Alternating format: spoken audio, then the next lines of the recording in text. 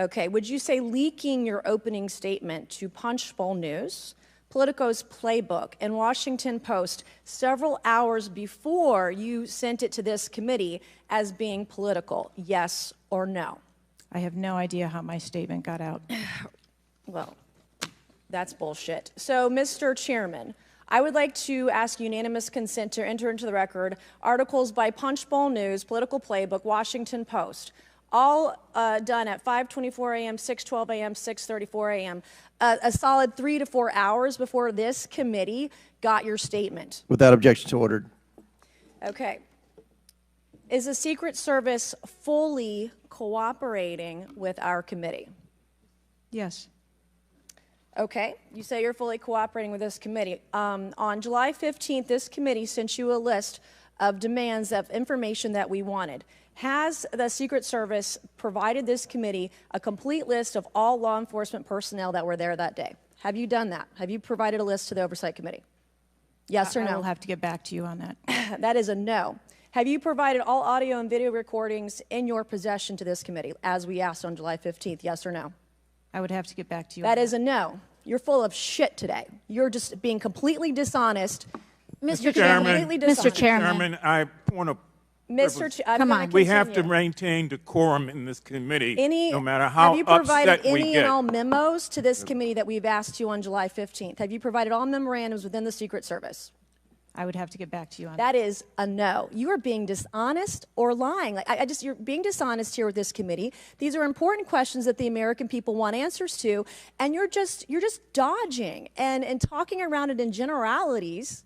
And we had to subpoena you to be here, and you won't even answer the questions. We have asked you repeatedly to answer our questions. This isn't hard. These are not hard questions. Have you provided us all communications from the Secret Service related to that day and that rally? Have you provided this committee? We've asked for this information on July 15th. Have you provided any of this information that this committee has asked of the Secret Service? Any of it? I'll have to get back to you. Have you even read this letter that we sent you? Did you even read this? Yes. Okay. And you have said you don't know, you have no idea. Well, the answer is no. We haven't gotten a single document or piece of information or data from you or your agency in related to the rally that we have asked you for. So was this attempted assassination of Donald Trump a failure of training or execution or both? I think that those are answers that we need to examine. Training, execution, or both? Which one? I think those are answers. All right. How many Secret Service personnel have lost their jobs due to this colossal failure? At this time, none. How many Secret Service personnel have been required to take a refresher course on how not to let people shoot Donald Trump? Our personnel are currently operational. We are examining the facts of this investigation, and we will make the changes necessary. What time did law enforcement become aware that there was an individual on the roof with a clear line of sight to President Trump? I am still verifying timelines. Of course. 9 days in, you have no answers. How many minutes went by between the time law enforcement saw and took photos of crooks and the shooting? How many minutes? I am still verifying timelines. 57 minutes. Thank you, Mr. Chairman, and I yield back. Gentlelady yields back. Before I recognize Mr. Stansbury, I believe I want to recognize Mr. Mfume for a unanimous consent. Yeah, thank you, Mr. Chairman. I beg your indulgence. I meant to do this earlier. I'd like to have unanimous consent that it be submitted for the record. The 2023 ranking of best and worst workplaces in the federal government, compiled by the Office of Personnel Management, which shows the United States Secret Service coming in, again, as I said earlier, 413th out of 459 sub-agencies, and this appears in the July 17th edition of Government Executive. Without objection, so ordered. Chair now recognizes Ms. Stansbury from New Mexico. Thank you, Mr. Chairman. I want to start by just saying that part of why you have bipartisan agreement here on the dais about the severity and importance of this hearing is because this is not just a single shooting. This is about national security and the security of our democracy. It's not just one operational failure. This is about our public officials safe And what does that signal to our country and to the world about American security and the ability of our officials to do their job safely? So I want to start by saying thank you to all of our brave men and women who are in the uniform, whether it's the Secret Service or local law enforcement, who put their lives on the line. I think obviously we honor their service, but this is really about operational failures and what it means for our country at large. And I also want to reaffirm that we must condemn unequivocally political violence of any kind, not just political violence, and that it cannot be tolerated in this democracy. And also to offer my prayers for the slain Fire Chief Corey Comprator, and also prayers for those who've been injured. Now, I think, the tone of this hearing is, how is it that a 20-year-old young man with a gun that was legally purchased by his father could, on the day of a rally, go to a gun shop, legally purchase ammunition, show up to a secured site, and then not only attempt an assassination of a political figure, but kill and injure 2 others? How could this happen? I'm not asking yet. I think we've had a lot of testimony here today. I want to talk a little bit about the timeline. Now, here's what we know, and I know, Director, you were also on the call that we had a few days ago with the FBI and other law enforcement, so I respect that you are not able to share, based on your testimony, some of the details that are currently being investigated, but I know you were on the call because I heard you on the call and you heard them too. So I'm going to lay out the timeline a little bit. On July 3rd, the rally was announced that it was going to be in Butler. On July 6th, 3 days later, we know that the shooter searched for dates for Trump and DNC events. On July 7th, so this is 4 days after the announcement, the shooter went to the site. He actually physically went to the site. On July 12th, the shooter went to a gun range where he and his dad regularly go and practiced shooting. And the next day, on July 13th, he went to the site again before the rally began. We know that he then went and searched online for a gun store, where he went and he purchased 50 rounds of ammunition, went home, got his father's AR, which was legally purchased, and returned to the venue. At 5 p.m. that evening, this is more than an hour before Donald Trump actually took the stage that evening, local law enforcement were made aware that there was a suspicious man. In fact, at 5:20, local law enforcement flagged that he had a rangefinder, and they radioed their concerns and sent around pictures of the individual. At 5:40, 20 minutes before local law enforcement actually identified the shooter, and at 5:51, Secret Service was notified of the suspicious person by the state police, and 1 minute later, they distributed that information. That was before Donald Trump even took the stage. That was 11 minutes before he took the stage. So the Secret Service was aware that there was a suspicious person. At 6:03, he took the stage. At 6:09, rallygoers, as was shown in the video, identified this gentleman climbing on the roof. At 6:11, 3 shots were heard, 3 rounds of shots, and of course, the president and the other victims were shot. This shooter was a 20-year-old young man, no criminal record, legally purchased gun and ammunition, who for days in the lead up to this shooting was searching mass shooters. He even had a picture of a mass shooter on his cell phone the day of the shooting. He searched for explosives. He searched high-level officials. So the American people want to know, how did a 20-year-old young man with access to a military-style weapon actually bring it onto an unsecured perimeter who for days had been planning a mass shooting event? And I think that, Madam Director, with all due respect, the answers that we've received here in this hearing today are completely unsatisfactory.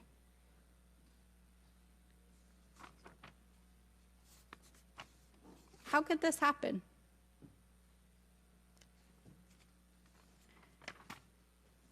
We need answers. We need answers not just for the family members of the gentleman who was killed and those who were injured, but we need answers for our democracy. Because as others have stated here today, we are in a highly politically charged environment right now. We are only weeks away from one of the most significant presidential elections in American history, and it is clear that our public officials' safety has not been secured. And it is not just a matter of one shooting, it is a matter of national security. So I hope that you will take our comments to heart. I hope that there will be accountability, and we need answers. And with that, I yield back. Chair now recognizes Mr. LaTurner from Kansas. Thank you, Mr. Chairman. Director Cheatle, I have a question just right off the bat. Something that you've bragged about repeatedly is that you've increased protection for the 36 individuals that the Secret Service is also entrusted with. Is that correct? I think I stated that we currently have 36 protectees and that we continue to make evaluations on where those levels of protection are provided. You've mentioned specific increases in protection that you've provided for some of those individuals, correct? Correct. Based on what? Well, some of it has been as a result of the tragic incident that occurred on the 13th. We went back and reassessed where we were at in providing protection and wanted to make sure that we were not, overlooking anything considering this most recent incident. So the Secret Service needed to learn that allowing a rooftop 150 yards away from a protectee, not putting that in a perimeter, not having someone guarding that roof, that information is new to you, and it's caused you to increase protection to other folks that are under your care? I think it is prudent, after any incident that occurs, to go back and take a look at your current practices and see if there is anything that needs to be done differently. It's inconsistent, because what you said earlier to Mr. Turner was that the protection that you were offering to President Trump was in line with the current threats, him being a former president, him being a nominee of a major political party, the threats from Iran, the protection that you're providing him was adequate. Do you stand by that statement? Yes. Okay. Do you think it's a problem that the Americans' trust in the federal government is an all-time low? Do you think that's a problem? I think that it's unfortunate. I don't know why you're quibbling with my word. Is it a problem or is it not? I think the American public deserves to have trust in their federal government. Okay. I don't know why you're being difficult. It's a simple question. Are you concerned about the increasing prevalence of conspiracy theories going on out there right now? Yes. I am too. You've been incredibly inconsistent with your answers before this committee today and what you were willing to reveal. You've acknowledged that the shooter was identified with a rangefinder, that President Trump's detail was sufficient for the threats he faced from Iran, that certain details were erroneously reported, in your words, but you haven't been willing to provide any information about the decision to place the building in question outside the perimeter, the explosives placed in the shooter's vehicle, the use of a drone by the shooter, or when exactly the Secret Service identified the shooter as a threat rather than merely suspicious. What is your standard today for what you are willing to answer and what you are not, because you've been inconsistent? I'm certain that you can understand that some of the information that's been provided to you thus far has come from the FBI's investigation and has come from information that we have released. I want to make sure that information that is being provided to this committee is consistent and is factual. But the question about the drone that the chairman asked at the beginning of the hearing, he said, do you know this information? And you acknowledge that, yes, you do know the information, you just don't want to tell us. I guess my question is that if you wanted to wait till the end of the investigation to draw conclusions, which you've acknowledged you're not, you're drawing conclusions right now and making changes. But if that was your standard, that you want to wait till the end of the investigation to draw conclusions, okay, at least you would be consistent in that. But what we're wanting to know today, and what would dispel some of the conspiracy theories out there, what would increase trust with the American people, is for you to let facts out, for you to tell us what you know. And I want to understand from you, why is that a problem? Why is it inconsistent with a quality investigation to release to the American people today at least the information that you know for sure? Because you certainly know for sure more information than you're willing to give us today. I have released that there was a failure and that there are gaps that we need to make sure that they don't happen again. That's not acceptable. That's not enough. That doesn't quell any conspiracy theories out there. In your 27 years of experience, would you have been concerned about an elevated location within 150 yards of a protectee that did not have a Secret Service presence? Just based on your experience. What I can tell you is that every site and every venue No. I'm asking for your experience. Looking at this situation, would that have been of concern to you? Or would you have agreed that it's fine, it doesn't need to be covered? What I have explained today You're is not that going to answer. there was... Is it true that at 5:45 p.m., approximately 18 minutes before President Trump took the stage, the Beaver County Emergency Services Unit noticed the shooter on the roof and photographed him? Is that a fact or not? That is the information that I have from the FBI's report, yes. You haven't been willing to share whether or when this was communicated to the Secret Service, so I'd like to get into the difference between suspicious activity and threatening activity. Is it suspicious or threatening if an individual is seen around the perimeter with a rangefinder? Is that just suspicious? That could be termed as suspicious. If that same individual with the rangefinder is found on a rooftop, is that still just suspicious, or is that considered threatening? That could be termed still as suspicious. All right, my time is over. Mr. Chairman, I yield back. Thank you. Chair now recognizes Mr. Frost from Florida. Thank you so much, Mr. Chair. And obviously, I want to start by stressing that political violence is always unacceptable, and acknowledging that this is still an ongoing investigation. But oversight hearings like this are essential components of an investigation, and I want to thank the chair for pulling this together. Madam Director, I appreciate you for being here. The events of July 13th raised serious questions about the efficacy and thoroughness of the security protocols in place. The gravity of the fact that an unsophisticated gunman was able to secure his perch and take a shot at a former president despite multiple layers of security and intelligence are not lost on me. Before I came to Congress, I used to work advance for a major political candidate and have interacted with many different law enforcement agencies on large political events like the one that just happened. How many times was the Secret Service alerted about a suspicious person at the July 13th campaign event prior to the first shot being shot? I don't have an exact number to share with you today, but from what I've been able to discern, somewhere between 2 and 5 times there was some sort of communication about a suspicious individual. To the Secret Service specifically? Mm-hmm.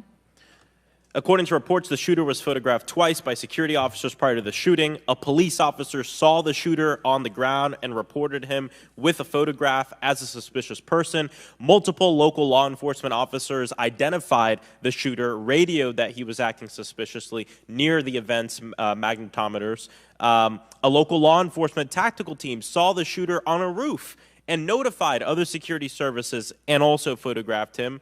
One police officer who photographed the shooter saw him scoping out the roof and carrying a rangefinder. My question is, and you've answered this, but why, or you haven't answered this, why wasn't the event paused right then? Again, I'm not clear on the timeline of when the Secret Service shift and the counter sniper were notified. But earlier, Madam Director, earlier you said that the Secret Service would have paused the rally if they identified a threat. Correct. So why wasn't it paused? Because I have to assume that they did not know that there was a threat when they brought the president out on the stage. I feel like this is a breakdown in communication between local law enforcement, you all, and other actors at the rally. And again, as someone who's worked on these, I understand that there's multiple people with multiple decision, with the ability to make different decisions on the ground. I've taken over the last week, I've spoken with a lot of folks in local law enforcement in my district and across the country that I've worked with before, and other people have brought up concerns around being able to communicate with with Secret Service during these big events and having their flags taken seriously. I do believe that if Secret Service believed that there was a legitimate threat, that they would have paused the rally. My concern is before that something was flagged and it wasn't taken as seriously as it should have been taken.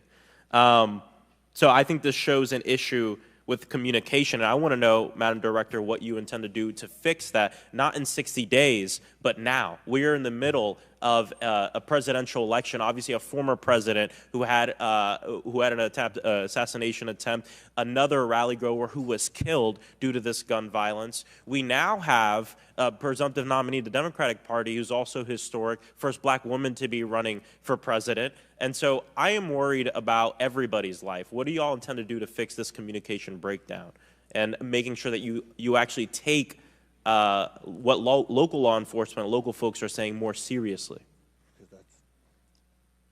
We take what local law enforcement relays to us seriously. Let me just be clear on that. As far as the communication, But not this time. we always trust our law enforcement partners and have a great relationship with them. We are looking at whether or not there was a communication breakdown.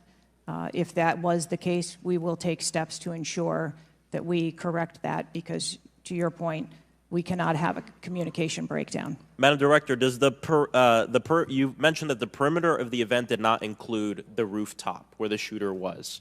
Does your responsibility and the Secret Service's responsibility to protect a principal stop at the perimeter of an event? Our responsibility is to ensure the safety and security of the event itself and the protectee who is attending that event and the personnel who are protecting. So you would say the fact that the rooftop was outside the perimeter is not an excuse for what happened, saying that it was outside the perimeter of the event? I am not offering that as an excuse. Okay. Thank you. I yield back. Gentleman yields back. Chair now recognizes Mr. Fallon from Texas.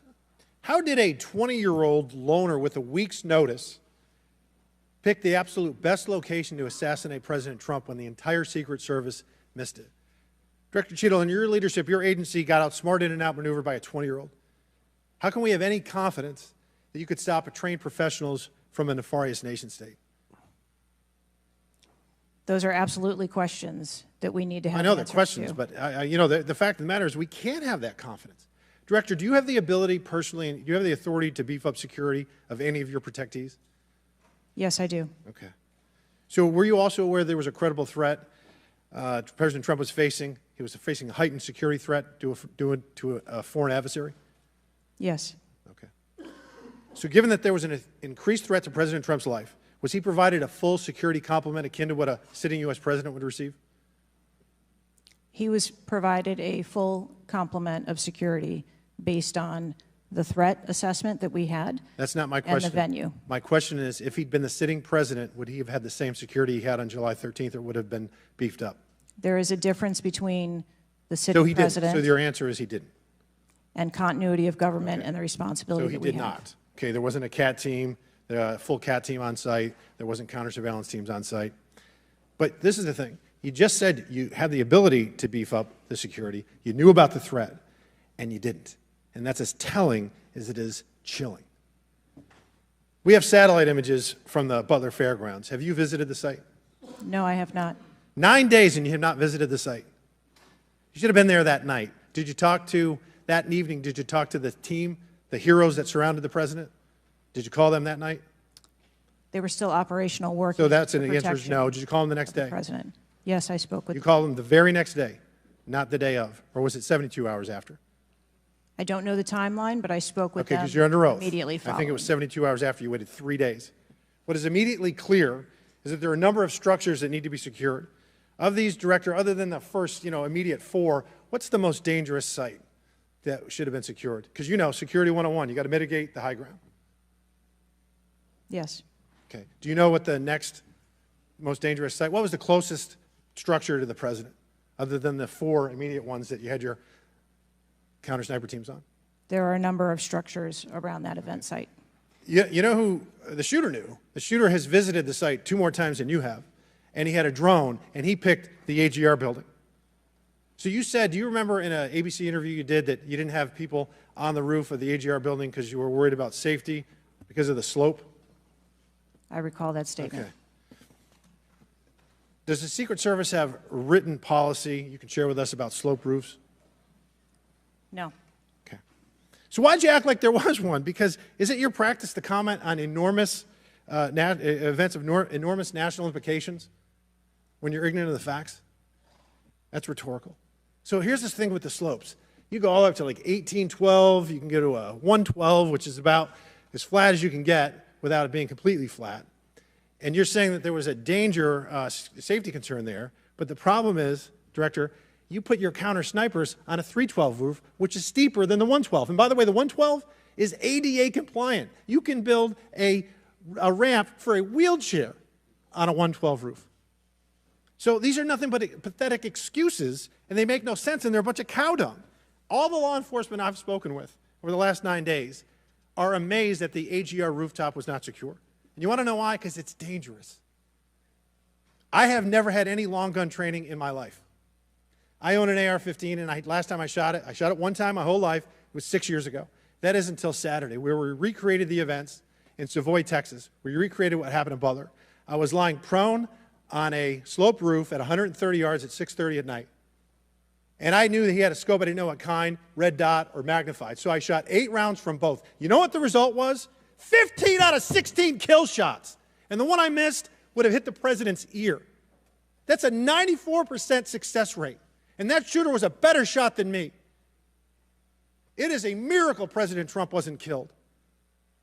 Corey Compatore's life is over because that damn shooter made it on the roof. And it wasn't the roof that was dangerous. It was a nut job on top of the roof. You know what else is dangerous? I believe your horrifying ineptitude and your lack of skilled leadership is a disgrace. Your obfuscating today is shameful.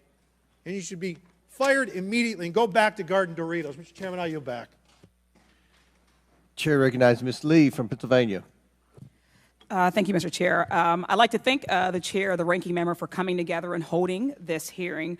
But I have to say, I don't think any of our concerns have been addressed today, and what little we've learned has not inspired much confidence. I will just say that we obviously can't allow the violence we're seeing in this country become the norm or a commonplace, but that seems to be where we're heading. On this occasion, it was, very shockingly, a former president and current political candidate at a rally that we all assume is one of the most secure places we can be. But the violence we saw last Saturday is the same culture of violence that makes too many of our kids and our community members feel unsafe to play outside or to go to class or to simply live their lives each day. But again, this was a political rally, and it is supposed to be one of the most secure places. So we do have very specific questions about that. Director Cheatle, I'd like to start by following up on some of my colleagues' questions. My colleagues, Mr. Krishnamurthy and Mr. Frost, highlighted a number of points that showed the shooter presenting an active threat. So I'd like to ask you, Director Cheatle, to clarify what the protocol is for postponing or canceling an event based on a threat, and how the events on July 13 didn't meet those standards. So again, I think we're talking about the distinction between suspicious behavior and a threat. And at the time that this individual was identified, they were displaying suspicious behavior. I'm still waiting for interviews from the FBI to determine what it was that identified that individual as suspicious and what those behaviors were. To that question, does suspicious behavior vary between different events? For instance, if we have an event with a president, would there not be a heightened standard for suspicious behavior? I think that there are a number of ways that someone could be identified as suspicious, and it doesn't matter whether it's at a rally or an indoor event or who the protectee is. I think it's up to law enforcement or citizens to identify someone as suspicious. Okay, thank you. According to the Associated Press, at least 6 different agencies, including 2 sheriff's office, local police, state police, as well as fire and emergency rescue officials, were involved in securing the rally in Butler. When there are so many teams that are collaborating, who takes the lead and how is that determined?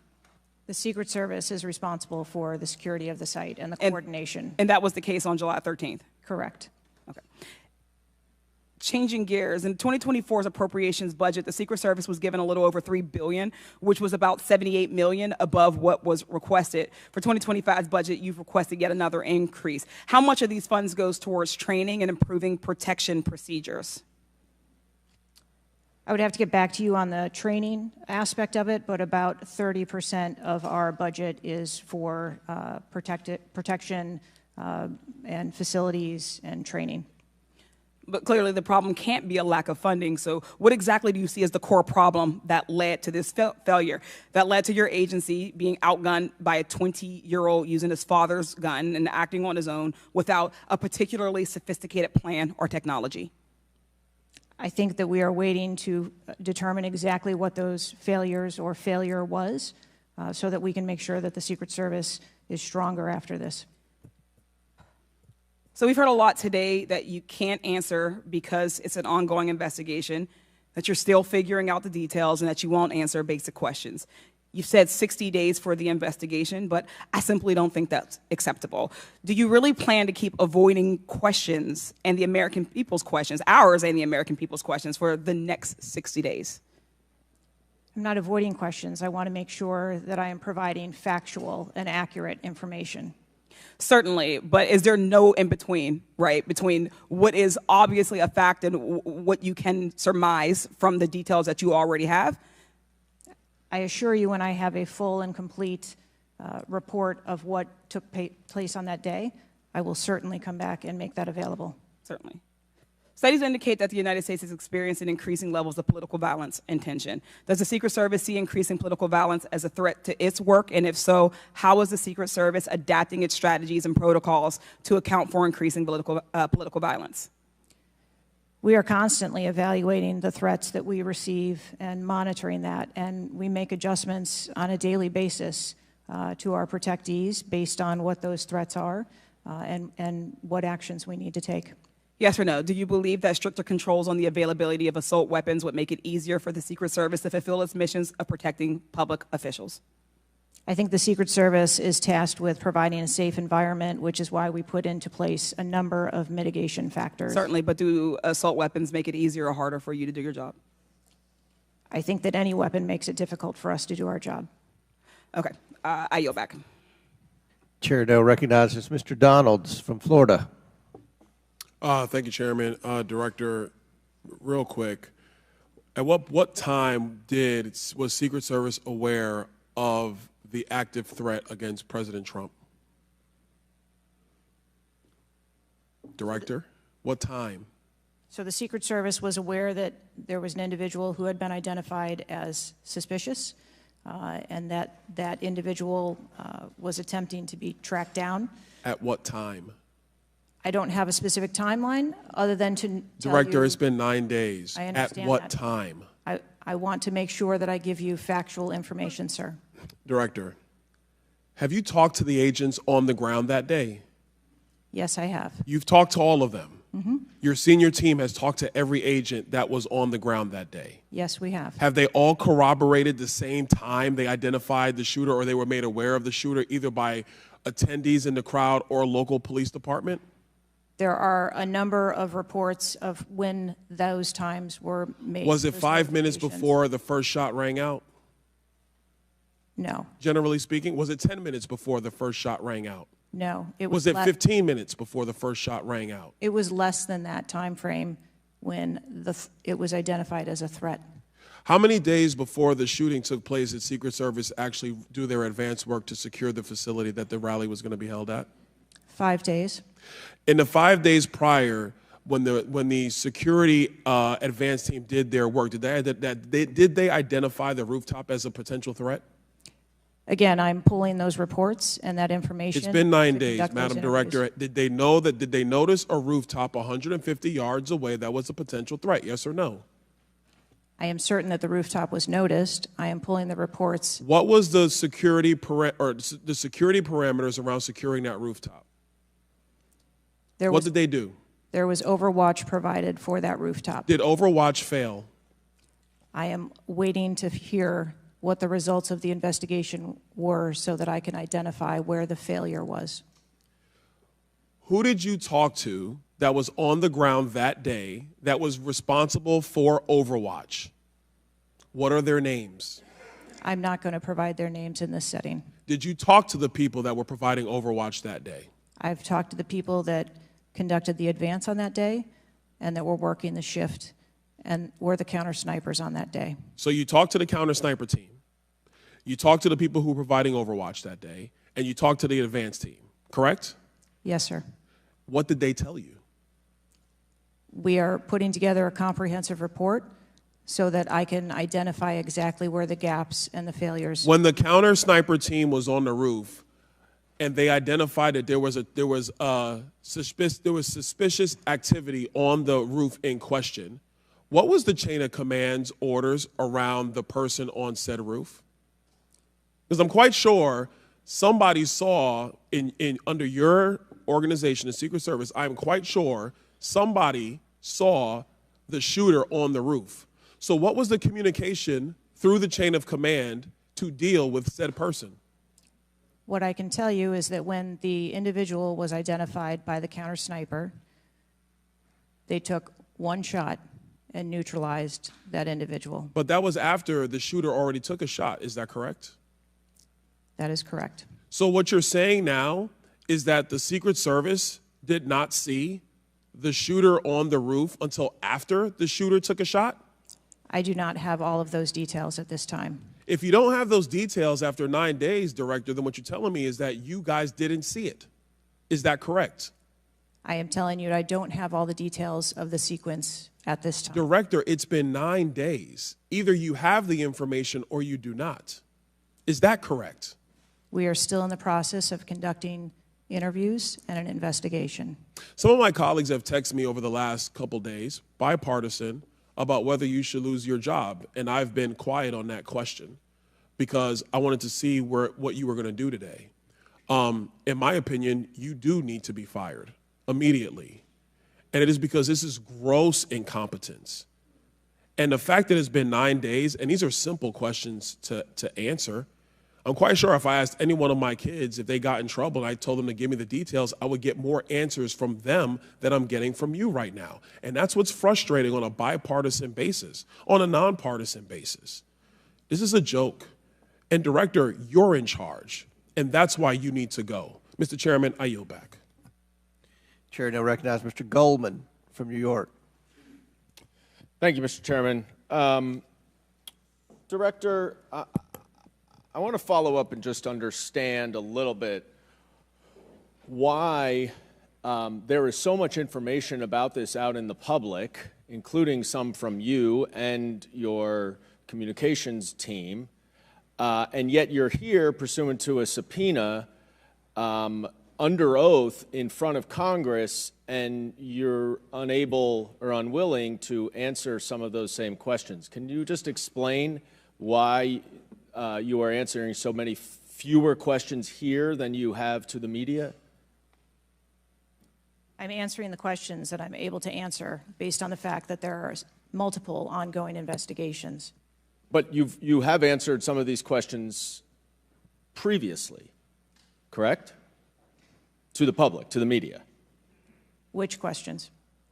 Well, did you have an interview with ABC News? Yes, I did. Okay. And did you explain the interaction between local law enforcement and the Secret Service, and that local law enforcement was responsible for securing the perimeter of the building where the shooter was?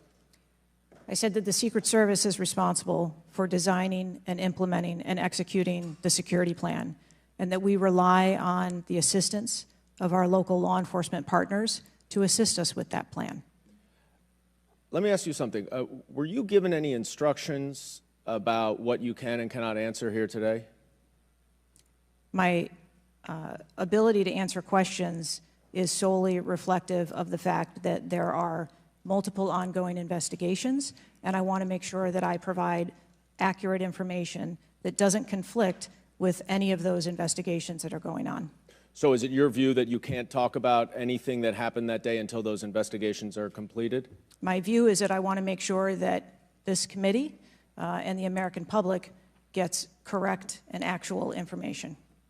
And so is it your view that that can only happen after the completion of the investigation? It is my view that when the investigations are complete, that we will be able to share that information. And how about before that? If I have factual information that I can share before that, I absolutely will. I'm guessing you have factual information as to when the suspicious photograph of the suspicious person was relayed to the Secret Service. There's a timestamp on that text message or whatever it was, correct? Sir, I'm sure you can understand that when you're dealing with text messages, emails, and other communications, the timelines don't always match up. Not really if they're time-stamped, but let me move on. Because you have acknowledged that this was a major security failure. Is that right? Yes. Do you acknowledge that it was a major security failure not to secure the rooftop of the building that the shooter shot from? I believe at this time that the rooftop was provided Overwatch.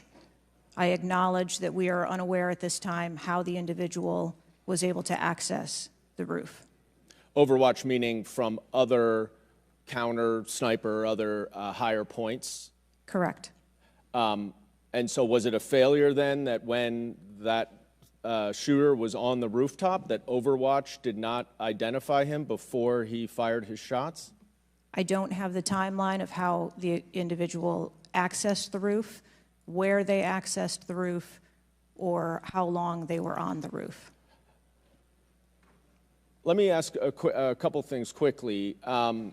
You have testified here about all the resources that the Secret Service needed to deploy to protect the NATO summit and all of the leaders here. Is that right?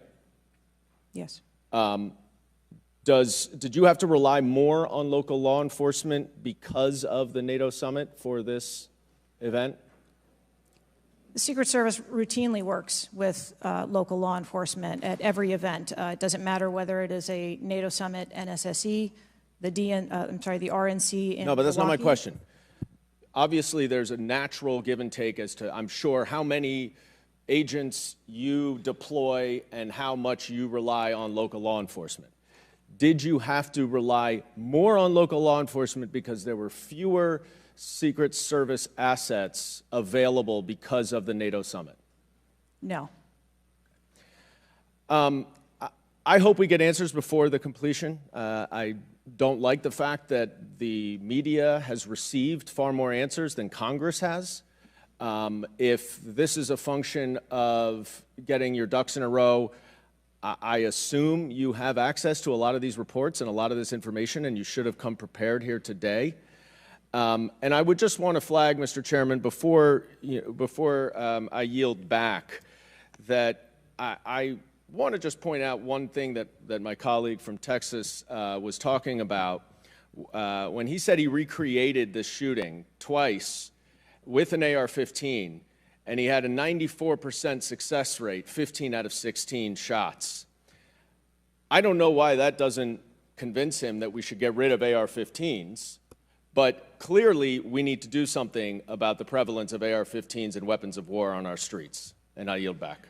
Chair now recognize Mr. Perry from Pennsylvania. Thank you, Chairman. Director, I guess 60 days is the time of the investigation. Is that the information that you've put out, or where did that come from, 60 days? Or is that just information that the committee members are talking about? I stated that earlier today. I've asked Okay, my 60 team. days. So are you receiving regular updates? You're in charge of the Secret Service. This is about your organization, what happened 9 days ago. Are you receiving regular updates from the FBI on their investigation? Yes, I am. So you know some things are true, some things are probably not true. We want to talk to you about the things that we're hearing about and find out if they're true. You've been in contact with the FBI, then you're getting updates on a daily basis, right? Yes. Based on what you said. Okay, so, and are you confident that the person in question, Mr. Crooks, was the only person firing that day against the president or the crowd? Is he the only one? I'm not asking you yet if he acted alone, but is he the only one, or can you say that with certainty to the American people? That is the information I have at this time, yes. Okay, does it appear he acted alone? That's the information we have at this time. Okay, now let's talk about the fact that he was noticed as a person of interest, of concern, suspicion, as you say. Your PI team, how do they stay in, there's a sea of people. How does the PI team get to that individual that's in question in the sea of people? How's that individual tracked? Our protective intelligence teams that work at our sites are paired up with a local police counterpart, and so they work in conjunction together. So they just follow them around, or let me ask you this. Looking at the site, you have multiple perimeters, right? You have the secure perimeter, the inside perimeter, you have multiple perimeters. Was the AGR so-called building the highest location affecting the site of the rally? Was it the highest location? I believe the highest location at the site was where our counter snipers were. What about the water positioned. tower adjacent? What about how high is the water tower? I don't have the height on the water tower. Okay, seems like water towers are pretty high, at least in the photo. It looks like there might actually be a building right behind the AGR building that is even higher than the building that Crooks fired from. You're familiar with cover, concealment, and defilade, right? You're familiar with those terms?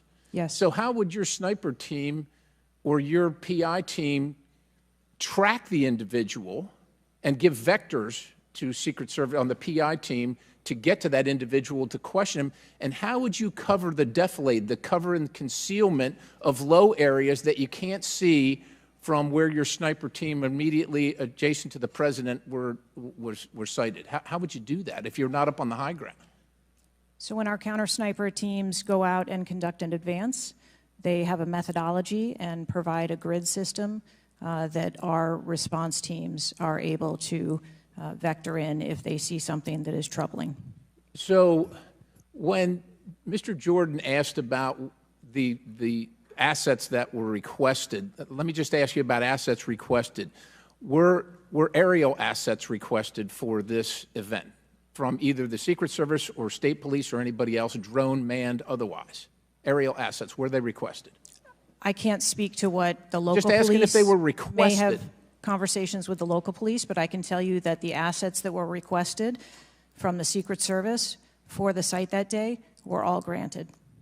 But were aerial assets requested? I didn't ask if you used them or what you used. Were they requested? Overwatch was requested and aerial. That was provided. Is that aerial? Because Overwatch could mean on the water tower or not on the water tower. Can you be specific, ma'am? I'm running out of daylight here. I understand. If you're asking me about specifics, whether or not there was... Is it not clear what I'm asking you? Were aerial assets requested by the President, by Secret Service, by anybody? Were they requested? The Secret Service, we felt that we had a good plan in place. Okay, fair enough. How about K-9 assets with bomb sniffing or explosive sniffing capabilities? Requested. I didn't say they were present. Were they requested? Those requests were fulfilled. They were requested and fulfilled. Mm-hmm. So was the Crooks vehicle inside any of your perimeters? No, it was not. It was not. How did you... So it was not within the... It was not... So what... Was there a device located on Mr. Crook's body to detonate the vehicle? That is the information that I have. So what would be the point of detonating the vehicle if it was not inside the perimeter? I have no idea what Mr. Crook's motivation was. Ma'am, the fact that you haven't, I'll close with this, Mr. Chairman, haven't even visited the site. I understand there are other things going on, but the culture of your organization, the culture that doesn't, do you know how tall the president is? How tall is the president? President Trump, how tall is he? I don't, he's over 6 feet tall. I don't Okay, so do you assign agents based on their ability to cover physically and carry, if necessary, the President of the United States when you assign them to this mission? Is that a parameter that is considered? I assign agents to work our protectees that are capable and have been trained by the Secret Service. I understand they're trained, but if you're not tall enough, it has nothing to do with, we're not mad at you, but if somebody's 7 feet tall and you're 5 feet tall, there's going to be a delta there that is problematic in protecting the protectee. And I'm asking, is that a consideration when these agents, not saying you, but when they're assigned to the protectee? The agents that are assigned to our protectees are perfectly capable. Okay, ma'am. So of the culture is providing what I'm protection. concerned about, because the primary objective here seems to be something other than securing the site, securing the principal, and securing the people at the site. And that's the concern based on the answers that you've given today so far. Without a yield, Mr. Chairman. Chair now recognizes Mr. Moskowitz from Florida. Thank you, Mr. Chairman. Thank you for this hearing. I want to thank the subpoena that you sent. I want to thank Ranking Member Raskin and your work, the letter you sent to the committee. And I also support the creation of a commission to get to the bottom of what happened. Director, I just want to give you an honest assessment of how this is going for you today. Did you happen to catch the hearing many months ago in education where there were a bunch of university presidents, and Elise Stefanik asked a very easy question and couldn't get an answer. Did you see that hearing? No, I don't think I did. Okay, well, let me tell you, it didn't go well, and the short end of that story was those university professors all resigned. They're gone. That's how this is going for you. This is where this is headed, okay? This is, I don't know who prepared you for this. I don't know how many times you've testified in front of Congress, but a president was almost assassinated live on television, not just for Americans, but for the world to see. And this being your first opportunity, I understand there's an ongoing investigation. I understand there's things that you can not talk about. But the idea that we're getting less than you did on television is something that Democrats, Independents, or Republicans are going to find unacceptable. My high school, Marjorie Stoneman Douglas, was on the list of mass shootings that Representative Raskin held up.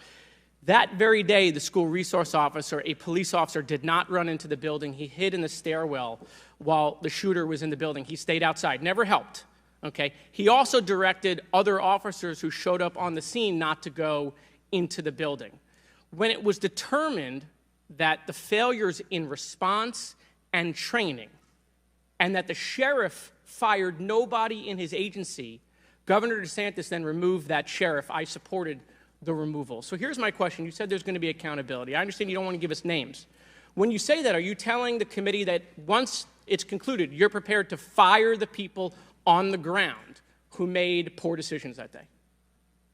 I'm prepared to take the actions necessary. No, that's nonsense. Okay? Accountability. The failure was human. That doesn't mean they're bad people. It means they failed that day, and a former president was almost assassinated. Okay? Are you prepared to fire the human failure on the ground? Yes or no? When you have the names of where those failures were, they're people. It's not like a piece of technology failed. It was people who failed that day. Are you prepared to fire them? I don't have an answer as to whether Well, then how can there be accountability if you're not prepared to fire someone? And the reason why your name is going to be the person who's held accountable, the reason why members in this committee are calling for resignation, and I join in that, or for the president to fire you, is because you're saying there's going to be accountability, but you can't commit that people are going to get fired. Let me ask this question a different way. If Trump had been assassinated that day, if the gunman had succeeded, okay, would you have come and tendered your resignation? I would still be sitting here because I would want to ensure the integrity of the investigation. Totally understand. That's a fair answer, that you would have set up that process. But would you have had the honor to come in front of the committee and say, a former president was assassinated on my watch, there should be new leadership? I think that I have admitted that there was No, that's what I'm asking. Would you have tendered your resignation if he had been killed? That occurred on my watch, and I am accountable for that. Okay, but would you have tendered your resignation if he had been killed? I think that I've admitted that I've taken accountability and will take responsibility. Okay. Well, let me ask I want to follow up on Representative Connolly's question, in which he asked about guns, and you were not willing to commit that makes your job harder. This is not about the Second Amendment. If there are over 400 million guns on the streets, if all of those guns were machine guns, would that make your job harder to protect people? Again, I think weapons that are out there. If all of those guns were rocket-propelled grenades, would that make your job harder? Yes, sir. Yes. Okay, thank you. Perfect. This is not a trick question. Thank you. Okay. I won't ask the other 15 things I was going to do. I was going to do drone strikes, but it's okay. So that's all we were asking. It creates a challenging environment. It has nothing to do with the Second Amendment or people's rights, but it does make your job harder. So credit to Representative Connolly for asking that question. One last thing, Mr. Chairman, and I'll conclude. You know, there was a question asked, is an Iranian assassin more capable than a 20-year-old? And I have been tough on Iran. I probably have more resolutions on Iran than almost anyone in Congress. But I can tell you it isn't Iranians walking into schools and grocery stores and movie theaters and churches. It is 20-year-olds, right? And some of them are mentally unstable. And they have access to guns. And they're domestic terrorists. Someone talked about Christopher Wray. Christopher Wray has talked about domestic terrorism. And so, yes, we collectively come together on foreign threats, and I am not at all debasing the fact that there are foreign threats here and abroad, but there are domestic threats, and we have to get to the bottom of how we stop domestic terrorism, because it was a 20-year-old who walked into my high school and killed 17 people. He was plenty capable, and he was an Iranian. Thank you. Chair now recognizes Mr. Timmons from South Carolina. Thank you, Mr. Chairman. Director Cheatle, we've asked you a lot of questions and haven't really got a lot of straight answers. I have intentionally created a line of questioning that I think that you can answer. So the first question is, do you agree that the allocation of Secret Service resources should correspond with the risk profile of any given event? A higher degree of risk at one event should get more resources. Is that fair? That is fair. Okay. And when two events occur at the same time in the same geographic vicinity, that the risk profile of each event should be taken into account, and whichever event is greater risk should receive greater resources. That is correct. Okay. So I'm going to go over the Trump event. So this was publicly announced July 3rd, Butler, Pennsylvania. The venue is an outdoor fairground, open air, no existing security. The crowd size was expected to be tens of thousands. It ended up being over 20,000. There were general and specific threats from foreign adversaries. As the chairman of intelligence remarked, Iran has said they want revenge, as well as when President Trump was in office, he made a lot of people mad, terrorists to be included all over the world. And, you know, President Trump is the former president and the future president. So I would say that that is a fairly high-risk event. Would you agree? Yes. Okay, let's conversely, the First Lady had an event at a casino in Pittsburgh, just a few dozen miles away. It was a dinner for the Italian Sons and Daughters of America. It was publicly announced on July 10th. What's interesting is that the casino is actually extremely secure. They already have magnetometers existing prior to this event even being announced. It was in a ballroom. And the size of the crowd, a mere 400. There were no specific threats. There may have been general threats. And the asset is the First Lady. Those seem like there's a huge disparity relative to risk. Would you agree? Yes. Okay, thank you. Multiple whistleblowers and various media outlets have reported that the Pittsburgh field office of the Secret Service allocated 12 additional post standers to the First Lady's event and 3 additional post standers to the Trump rally. Is that correct? There were no assets that were diverted from the First Lady's Lady's No. This visits. is a very simple question. I'm not asking if anyone was diverted. Did the First Lady's event that was relatively secure, especially compared to Trump's rally, get 12 assets? And did the First Lady's event get 12 assets and Trump's get 3 from the Pittsburgh field office? That's a yes or no question. If you don't know, don't answer it. I mean, if you don't know, don't answer it. The number of personnel that were allocated to both of those events were comparable to the risk at both of those events. Wow. Really? So you think that the Pittsburgh casino, 400-person in a ballroom with ingress-egress through probably a very well-guarded parking garage was 4 times more dangerous than a 20,000-person rally in an open field with the former president and future president? You think that that's 4 times more dangerous, the casino event? I didn't say that at all. Well, they got 4 times the resources from the Pittsburgh field office, who was likely in charge of the final walkthrough for both events. I mean, we've continually highlighted the failures of the Secret Service at the Trump rally. And, you know, you have the former and future president getting shot. You have multiple injuries, 1 fatality. And I would have to think that if we had 9 more post standards, 9 more individuals that have the training and the integration into the Secret Service defense of Trump at that rally, that I have a feeling that Crooks would have had somebody come say hello to him before he fired a bunch of shots. Do you think that's possibly true? There were significantly more assets and resources available at the former president's event than there were at the First Lady's Who made the event. decision to deploy 12 post standards to the casino where the First Lady was having a 400-person dinner, and only 3 people from the Pittsburgh field office to the 20,000-person plus Trump rally? Who made that decision? There were additional Secret Service resources available at the former President Trump's event. Who made the day. decision to deploy 12 to the First Lady's event and 3 to the Trump event? The allocation of resources is decided based on the availability of personnel and their location and where they are, but there were sufficient resources What did you just that say? were given to Did you just say there were former sufficient presidents. resources? President Trump Event got that shot. day. Someone got killed. There were not sufficient resources, clearly. There was And a it gap. doesn't take 27 years of experience to know that. And whoever made that decision, it probably wasn't you, needs to be fired. And then you need to resign because this is absolutely unacceptable and you've lost the trust of the American people. With that, Mr. Chairman, I yield back. Gentleman yields back. Chair now recognizes Ms. Talib from Michigan. Thank you so much, Mr. Chair. Thank you, Director, for being here.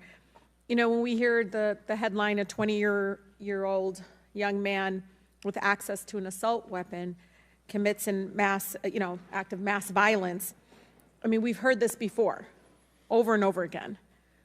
But the unfortunate thing is that my residents don't get a committee hearing.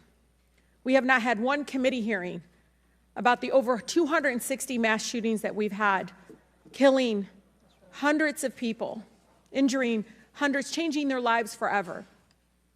And don't get me wrong, to many of my colleagues, I mean, I watched, and even the pool of blood, the screams, it was horrific. But it made me think about the images I saw after mass shootings at schools, grocery stores. I mean, I think of Buffalo, New York, at a supermarket where a racist gunman killed 10 shoppers with an AR. In El Paso, AK-47 style assault rifle killed 22.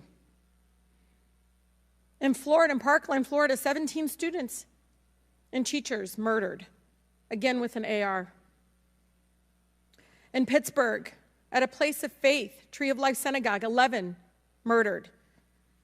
And don't get me about Newton, Connecticut, which still breaks my heart. 26 murdered, including 20 elementary school children. This year in Michigan, we've had, Mr. Chair, 2 mass shootings. 21 shot in Detroit. One of the most horrific shootings we've seen. 2 killed at a splash pad in Rochester Hills, Michigan. 8 shot there. Again, an assault weapon used. But the difference here is the former president gets a hearing in his attempt to assassinate, but our residents don't get a hearing about mass shootings, about gun violence in our country. You know, Mr. Chair, I ask this wholeheartedly. You know, they don't have Secret Service to protect them. They don't. I don't have these mass agencies protecting our kids in the schools or the supermarket, or movie theaters, or going to a block party in Detroit. I don't have that. We don't have that. But I can't believe we're just going to focus on that and not the fact that we're hearing yet again in the headlines a 20-year-old young man having access to an assault weapon, a weapon of war many of my veterans say they have to be trained to use. But he can get it, wasn't safely stored by the parent, grabbing that gun, and innocent lives were lost. Director, I know you got asked about this, and I think it's important, though, you know, for us to hear this.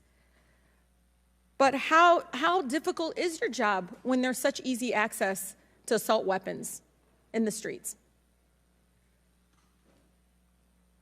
I think the job of a Secret Service agent and officer is incredibly difficult. I think the environment we deal with every day and the dynamics of the threat environment is incredibly difficult. These are brave men and women who put their lives on the line, and a day like we had on July 13th is a day that no one in my agency ever wants to have as their responsibility.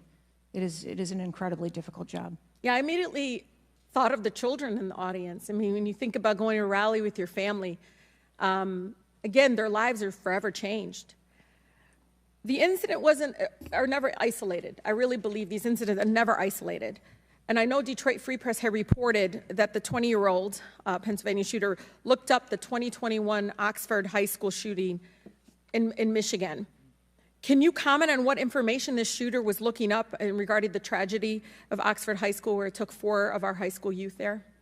I'm sorry, I'm not able to. The FBI has those details. So you can't even tell us, I mean, was he looking at the type of weapon? How many Yeah, unfortunately, I don't have those details. Do you have, I mean, did they share that with you, though? I don't have the full content of what his searches were. I think that they are still in the process of examining all of his devices. Okay. Again, you know, again, the impact, I want to be really serious about this. The impact on our families is more than just this political rally, Mr. Chair. We have to talk about this, even if we're in disagreement. Let's talk about it, because I've seen statistics that show that we could be saving lives now if we ban these weapons of war from our from being able to buy it at the local store down the street. I mean, we just can't continue to allow this to happen. And unfortunately, my residents are not former presidents of the United States. They don't get a hearing. They don't get Secret Service, any of that. And even among those that are expressing the failed in the system, they just deserve better. They truly do. Thank you, and I yield. Chair now recognizes Mr. Burchett from Tennessee.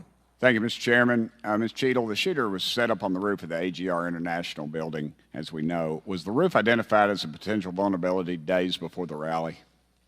To my knowledge, yes, it was. Were agents or officers inside the building? If so, what floor were they on? We had local police officers inside the building. The roof looks like it's a tin roof. How did no one inside that building hear someone moving on top of a metal roof? I don't have the details of all of the interviews that have been conducted yet. When will you have those? I have been asking, and I want to have that information as soon as you do Okay. as well. Why did Secret Service fail to block the line of sight from that roof? I think that the Secret Service put together a plan where they were counting that roof in as part of their overwatch, and that was the plan that they had put in place that day. If you weren't going to put a security personnel on the roof, why not at least use drone technology or aerial surveillance to monitor the rally? There are a number of times that we do use drone technology. I'm not speaking specifically to this event and what was utilized or not. There are times when drone technology is available and helpful at events, and there are times when it is not appropriate. Do y'all use Signal? Do you personally use Signal to communicate with any official from the White House? Signal on your phone? Oh, on occasion, I'm sure that there are people that use Signal, yes. Okay. Do you use it to speak with the White House? Use Signal? No, I do not. Okay. When was Thomas Crooks first identified as a person of interest? Let me help you. At 5:10, he was spotted with a rangefinder at 5:51. And when did Secret Service notice him? Again, I don't have those specific timelines, but it was a relatively short period of time. Let me help you. 5:52. Ms. Cheatle, why was President Trump allowed on stage 10 minutes after the Secret Service spotted a suspicious individual? That seems to me to be the worst thing of all. Of all the breakdown in all this communication, all the BS you've been feeding us here today or not feeding us, that seems to be the question. So as I've stated before, there are a number of events where suspicious people may be identified. That doesn't necessarily... Ma'am, I submit to you, you got a guy who's going to be the next president of the United States. He's on stage. I've been to these events. We've all been to these events. A car backfires, and there's a 15-minute dadgum wait. That's not acceptable. Did the Secret Service tell President Trump they'd spotted a suspicious individual before he was shot? I am unclear as to what the communication was with the former president at that time. I'll take that as a no. Did y'all deny President Trump's request for more security, yes or no? And when was the most recent request for additional security? The rally request for security, all of those requests were fulfilled. And were there any personnel redirected to Jill Biden's rally? No. Who made the decision on the direction of agents at either one of those rallies? I'm unclear as to your question on the direction of the agents. I said, who directed those agents to be at Ms. Biden's rally or President Trump's rally? The specific agents. So there is a methodology in which agents are available for assignments, and they are assigned based on either geographic location or logistics or flight. Ma'am, I appreciate all that, but that methodology about got President Trump killed. Was the security detail guarding President Trump a temporary detail? The personnel who are assigned to the former president's detail are assigned to him. Why was there a different detail on the opening night of the convention than the detail that was guarding him in Pennsylvania? The president has a very large permanent protective detail assigned to him. They work shift work, and so it could be that people you saw at the rally were not working the same shift the day that he was. I can assure you, ma'am, somebody that's a lot shorter than the president was not at the convention, and the people that were cowering down behind the mass of agents that were on top of the president were not in the convention hall. At least I didn't see them. You can't seem to answer a single question about an ongoing investigation, ma'am, and you don't know when the information will be released publicly. Are you waiting for the administration to sign off? No, I am waiting for the results of the investigation, at which time. Okay. Let me ask you one more question. You found explosives in the shooter's possession. Is that correct? The FBI found explosives. Do we know who directed this young man how to make those explosives? I believe that the FBI is still looking into that on their investigation. Ms. Cheatle, you said that the buck stops with me, and I agree. I don't think you should resign. I think you should have been fired. Ma'am, you are a DEI horror story. I've told my daughter multiple times, my wife and my daughter, we talk to her all the time about how she's going to succeed in life. She'll succeed in life by achieving. Ma'am, you have not achieved today. You've let the American public down. If it was up to me, you'd be gone. Thank you, Mr. Speaker, Mr. Chairman. Chair now recognizes Ms. Crockett from Texas. Thank you so much, Mr. Chair. And let me just pick up where my colleague from Tennessee left off. Director Cheatle, was the incident on July 13th due to DEI, or rather systemic failures in communication and potentially safety protocols? The incident on the 13th has nothing to do with DEI. The incident on the 13th has to do with a failure or a gap either in planning or communication. Thank you so much. In fact, I have a few articles that I will enter into the record once I wrap up that actually acknowledge a number of women specifically for their valor in their service, whether it's been in various levels of law enforcement. But, you know, I want to stick here for just a second, because earlier you had a conversation in which there was a discussion about training.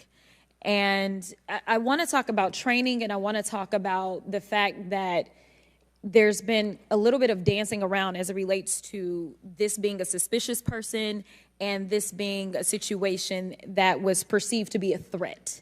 And it seems as if there's a different analysis that takes place.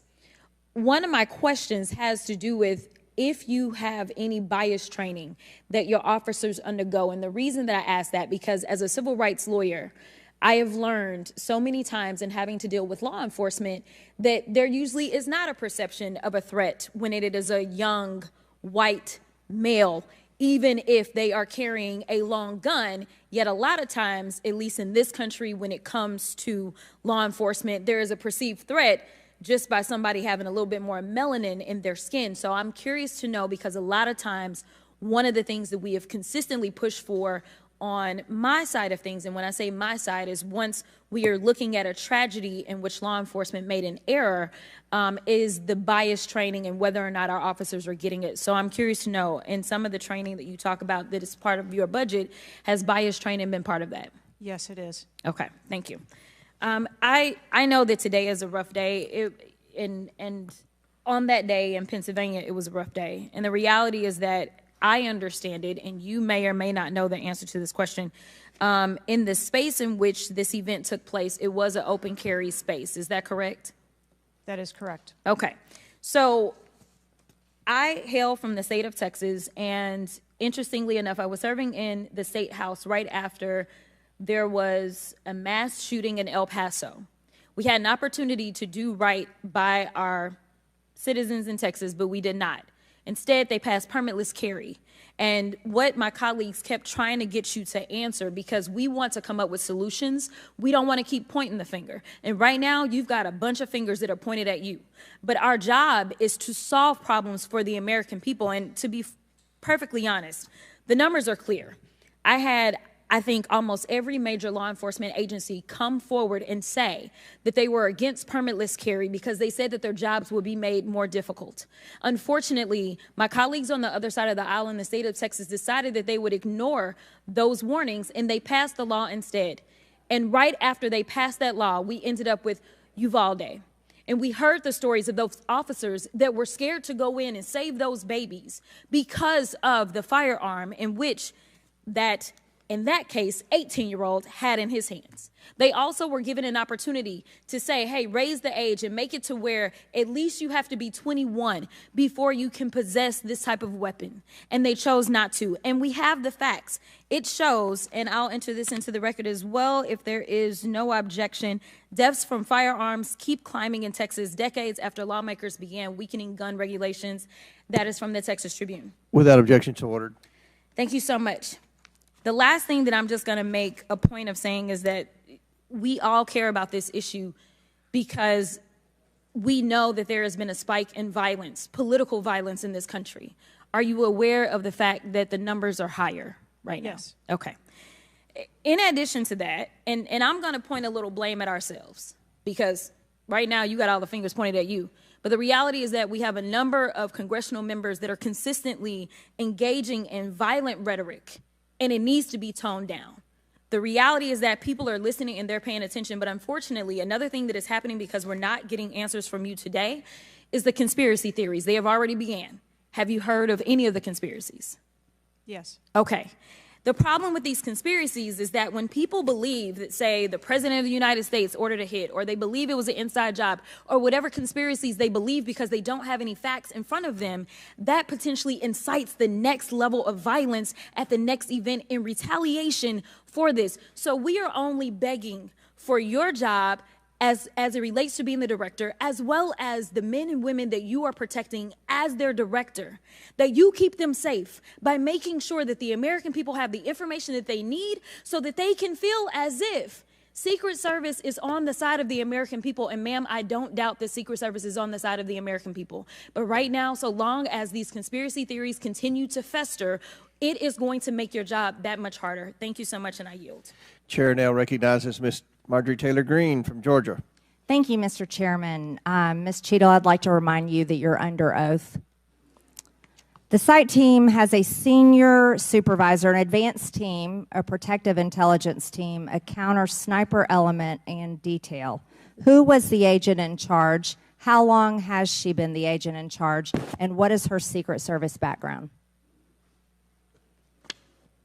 So I'm not going to provide a name. Why not? You're here to answer our In questions. this forum, I'm not going to provide names of. You stated in your testimony, you said, I am here today to answer your questions. That is correct. Answer the question. I'm not going to provide names of our personnel. Why not?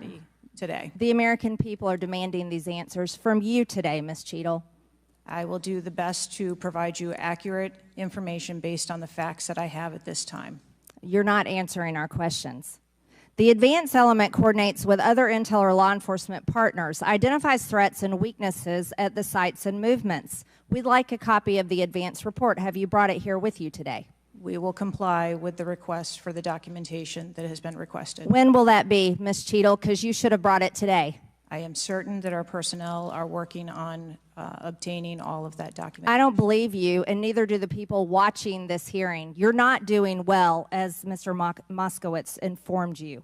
You've been sitting here for over 3 hours, and I have you know the entire country is demanding you resign and demanding that you be fired if you do not resign. Things are not going well for you. You need to answer the questions. Was there a protective intelligence team, and what technical resources were utilized for that event, specifically drone or helicopter assets? There were a number of technical assets that were deployed for that event, and there was a protective intelligence team that was assigned to that event. Why was Crooks able to fly a drone over the entire area the day of the rally and the day of his assassination attempt? To my knowledge, he did not fly the drone over the entire area. How did he fly a drone over the area, period? Any part of the area? Again, I would have to go back and check the timeline of when that took place and when the event. Why didn't you bring the timeline with you today to answer our questions? I don't have all of the answers on the timelines based on the criminal investigation. Were you not prepared today to answer our questions? I am prepared to answer the questions based on the information and wanted to be able to provide. Do you have a timeline do you have a timeline at all from any of the day? I have a timeline that does not have specifics. That's shocking. That is absolutely unacceptable. That means you are a failure at your job. Let's talk about things that are prohibited in Trump rallies. And I've been to a lot of Trump rallies. Backpacks and bags, bicycles, firearms, any type of weapon, or any other item determined to be a potential safety hazard, like a rangefinder would be one. At 5:10, Crooks is first observed by one of the snipers, AGR Sniper 1, at the building. 5:10, President Trump was shot in the face at 6:11 p.m. 5:28, AGR Sniper 1 takes a picture of a bicycle and 2 bags. Those belong to Crooks. 5:32, AGR Sniper 1 spots Crooks looking at his phone and using a rangefinder. 5:55, Butler ESU Command confirms receipt of photos and states they have been relayed on. 6:05 p.m., AGR Sniper 1 later communicates that Crooks is seen moving northeast in direction of Sheets and that Crooks has a backpack. 2 minutes before the shooting, while President Trump has been allowed to take the stage, people see Crooks laying on his stomach in a sniper position on the roof, and they're yelling he has a gun, and they are trying to alert law enforcement and Secret Service. Why was Crooks not shot by the snipers? Why was he allowed to be there? As soon as the individual was identified as a threat, they were... No. What do you consider to be a threat? A man with a gun laying in a sniper position, a man that had a backpack, a man that had a bicycle, a man that had a rangefinder. At what point is he determined a threat? An individual with a backpack is not a threat. An individual with a rangefinder is not a threat. What about a man laying on a building that has direct line of sight of President Trump with a gun that people are screaming and pointing out? Is that a threat, Ms. Cheatle? Once that individual was identified, they were neutralized. No, they were neutralized. Crooks was neutralized after he shot President Trump in the face, Ms. Cheatle.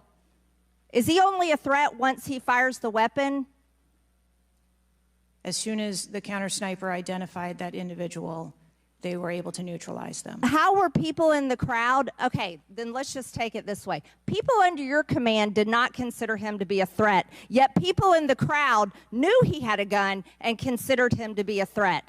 That means that you are a complete failure as the director of the Secret Service, that people under your command don't perceive a man laying on a roof with direct line to the president with a gun. They don't perceive that to be a threat, yet the people in the crowd do. How is that possible?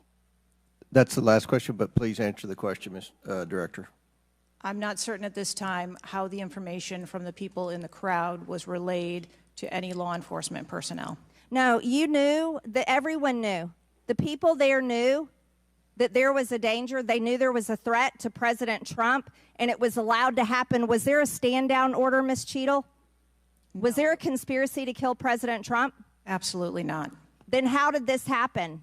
And why are you still sitting here not turning in your letter of resignation?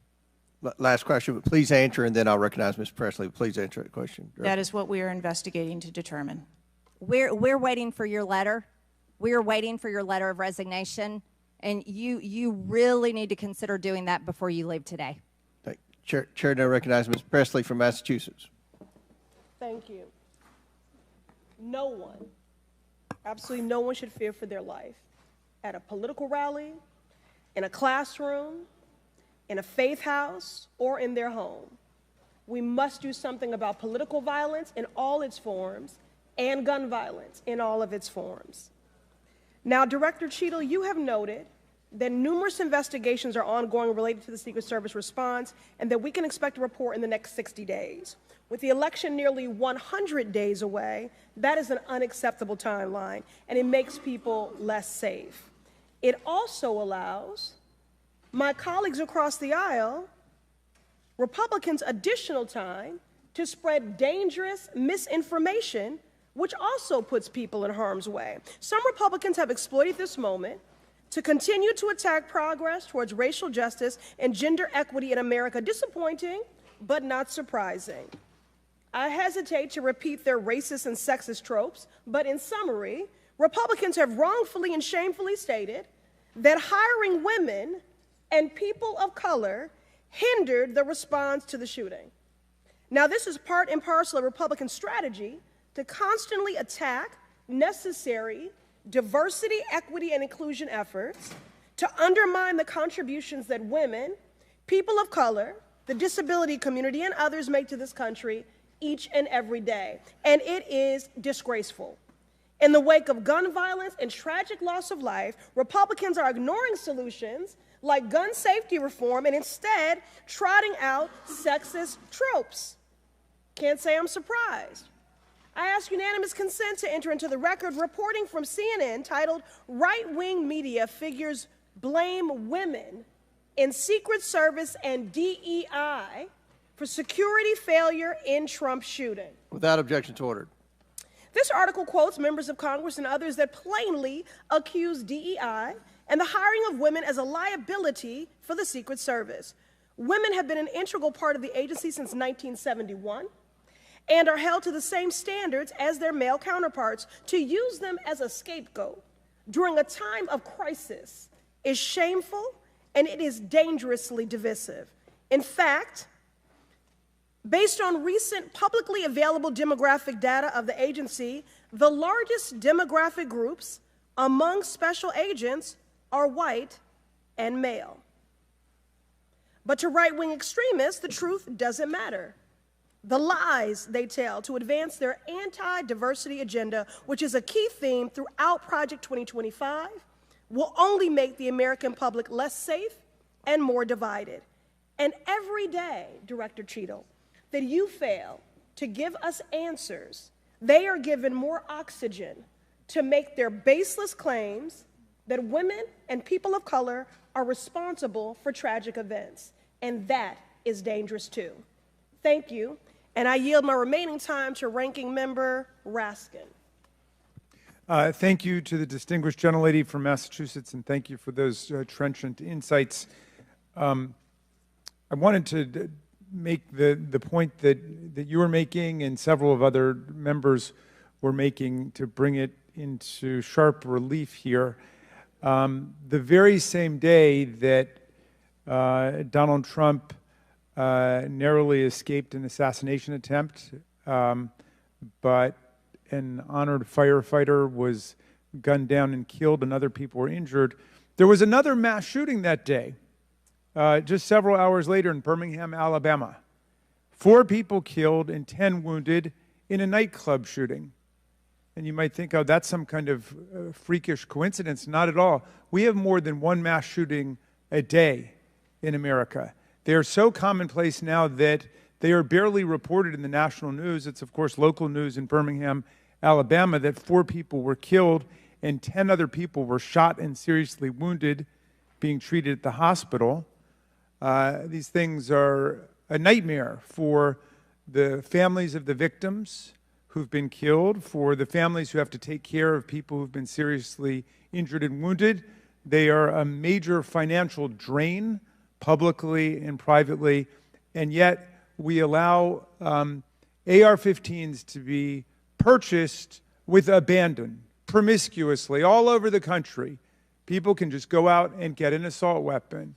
And the distinguished gentlelady from Michigan was right. We have a hearing when it affects the President of the United States, but on all the other days of the year, we don't have a hearing about it.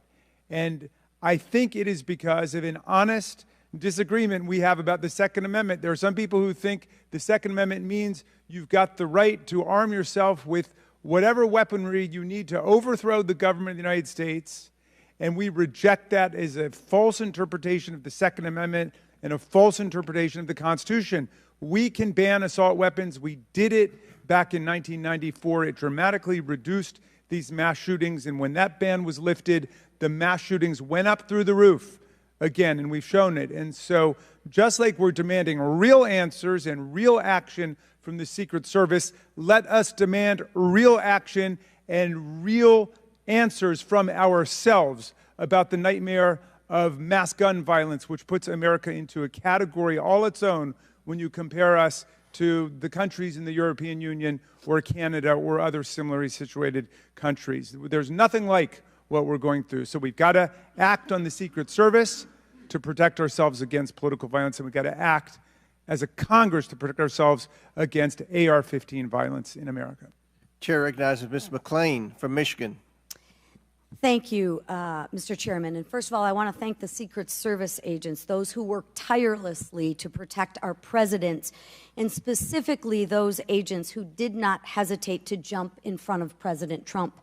And my heart goes out to the family of the Comptoir family and the people at the rally who are still recovering. On the other hand, the Secret Service has a leadership problem, and it falls on you. And although I appreciate your hollow words that the buck stops here, I was actually hoping for some answers. Director Cheatle, you must answer to the American people if you want to stay in charge. It's really, really simple. You want to keep your job, right?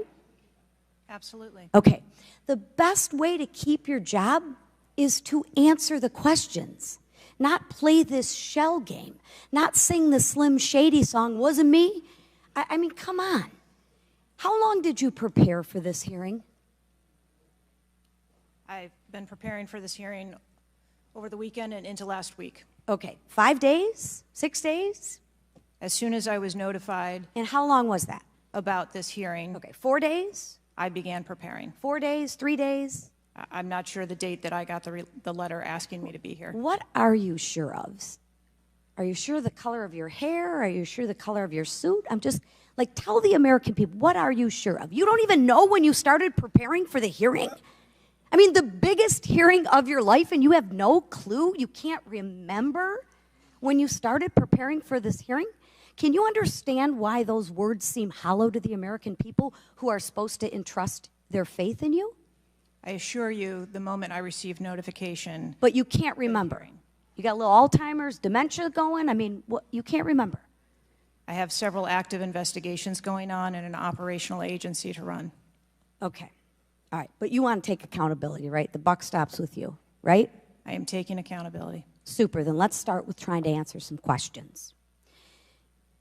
You keep referring to the FBI. When asked how many shell casings were on the roof, you referred to the FBI. When asked if there were explosives in the car, you referred to the FBI. When asked if Crooks was acting alone, you referred to the FBI. See a common theme here? I can go on and on. My question is, who at the FBI should I speak with? Wait for it. Wait for it. The FBI is responsible for the criminal investigation. Is there a name? I'm not certain. I'm not certain. All right, here we go. I'm not certain. I don't know. Let me ask a different question. Have you been in communication with the FBI? Yes, I have. With whom? I speak with the director and the deputy director. Okay. And what have they shared with you about this investigation? So I'll give you an opportunity to answer again. Did they share with you how many shell casings were on the roof? They have shared with me the evidence. Did they share with you how many shell casing were on the roof? Yes. Okay, how many were there? I would refer to the FBI for how their investigation. How many were there? And their information that they need to share in their investigation. So they've shared the information with you. You just don't want to share the information with us, correct? We have concurrent investigations that are going on. So they have shared this information with you. You know the answer to the question. You just refuse to answer the question from the member of Congress who has subpoenaed you to be here. Is there a different answer to that question? I was always willing to come here and testify before this oversight hearing. Beautiful. Then let's do that. was Let's for once have your actions match your words. So you've been in communication with the FBI. You know the answers, and you refuse to tell us the answers. So I will ask you again. You know how many shell casings were on that roof. What is the answer to that question? I think it's pertinent. What is the answer to that question? I think it's pertinent to talk to you about the information that the Secret Service has and that the Secret Service knows related I'm to the asking events you on an that day. answer to the question. If you're supposed to be in charge, if the buck stops with you, how come you can't share the answers? What are you covering up? What are you hiding, my friend? I'm not covering anything up. Then why can't you answer a simple question? I would leave it to the criminal investigation to answer questions related to that. When you talk to the FBI and you ask them how many explosives, well, let me ask you, did you ask them how many explosives were on the roof? Did they answer that question? Or in the car, excuse me. Did they answer that question for you? Yes. Yes. So you know the answer to that question that my colleagues have asked you. But again, you refuse to give us the answers. You're playing this wasn't me. Well, I submit to you, if you can't, and it's not a can't, it's a won't. It's not a can't. It's not a I don't know. It's a I choose not to answer the question. Well, let me tell you, Ms. Cheatle, if you're going to lead, you need to lead. If you want to be in charge, then answer the question or step aside and have someone with the courage and the guts to answer to the American people the questions that they deserve answers to. And with that, I yield back. Chair now recognizes Ms. Bobert from Colorado. Thank you, Mr. Chairman. I'm going to continue down that vein. You have been here sitting today, Director Cheatle, definitively able to dismiss erroneous information and speculation. However, you are refusing to answer questions that we now know that you have the information for. You are saying that you are wanting to answer questions that the Secret Service has information to. Well, ma'am, you are the Secret Service. You are the director. You have said that you are the best for the job. So I'm going to ask you some questions now knowing that you do have answers from the FBI, whom you have been passing the buck to this entire day. And I'll start with something that, you know, maybe the FBI doesn't know because it has to do with you personally. You said you spoke with President Trump after the assassination attempt. And I want to know, did you apologize to him directly for nearly having President Trump killed? Yes, I did. I appreciate that. I appreciate that you recognize that this was your failure. Now, since the assassination attempt, you are under oath, reminding you, have you communicated with anyone at the White House on an encrypted messaging app like Signal? Yes or no? No, I have not. Are you willing to surrender your personal phone for analysis? If I am required to do so. Okay. I will look into making that request because I would like to see your personal phone to see if you're communicating over encrypted messaging apps. Have you ever turned down enhanced security requests from Donald Trump's detail, his special agent in charge, Sean Curran? Have you ever turned that down? No, I have not. Have there been, has your team, has the Secret Service? Maybe not you personally. I believe, as I mentioned earlier, there are times when requests are made for and you assets, have denied them. They have been denied. And a denial doesn't Has the Trump necessarily campaign mean, made requests for additional assets that have been denied? Denial doesn't mean vulnerability. Have there been additional requests for enhanced security at Mar-a-Lago? We have made a number of enhancements to. You confirmed that there were bomb-sniffing dogs that were provided. You failed to confirm if there were aerial security surveillance assets that were provided. So yes or no, was that provided? At the rally? At the rally, yes, ma'am. We had Overwatch provided at the rally. You've confirmed that the assassin was identified as suspicious 57 minutes prior to the shooting. Was the suspicious individual ever approached by an agent? Was any contact ever made with him? Not to my knowledge. Is that the standard protocol for someone who is identified as suspicious? The protocol would be to locate the individual And you said that he was located 2 to 5 times approximately? No, I said that the information was passed potentially somewhere between 2 to 5 And he was times. never located by an agent?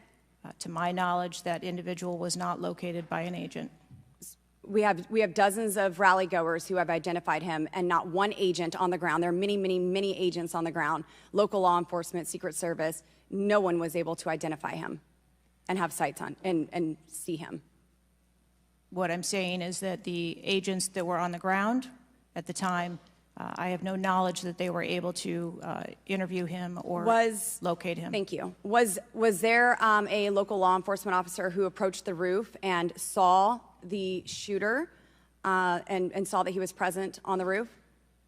That is the information that has been shared with me. Have you spoke to that local law enforcement officer? No, I have not. Are you going to?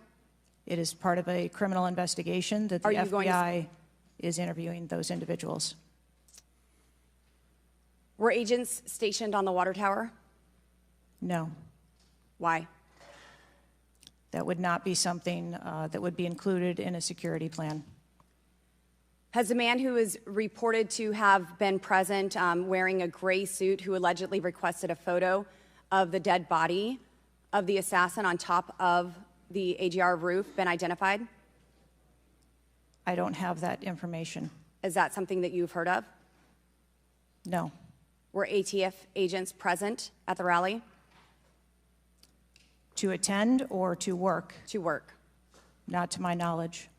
How long did the counter sniper have crooks in his sights before the shooter opened fire on President Trump?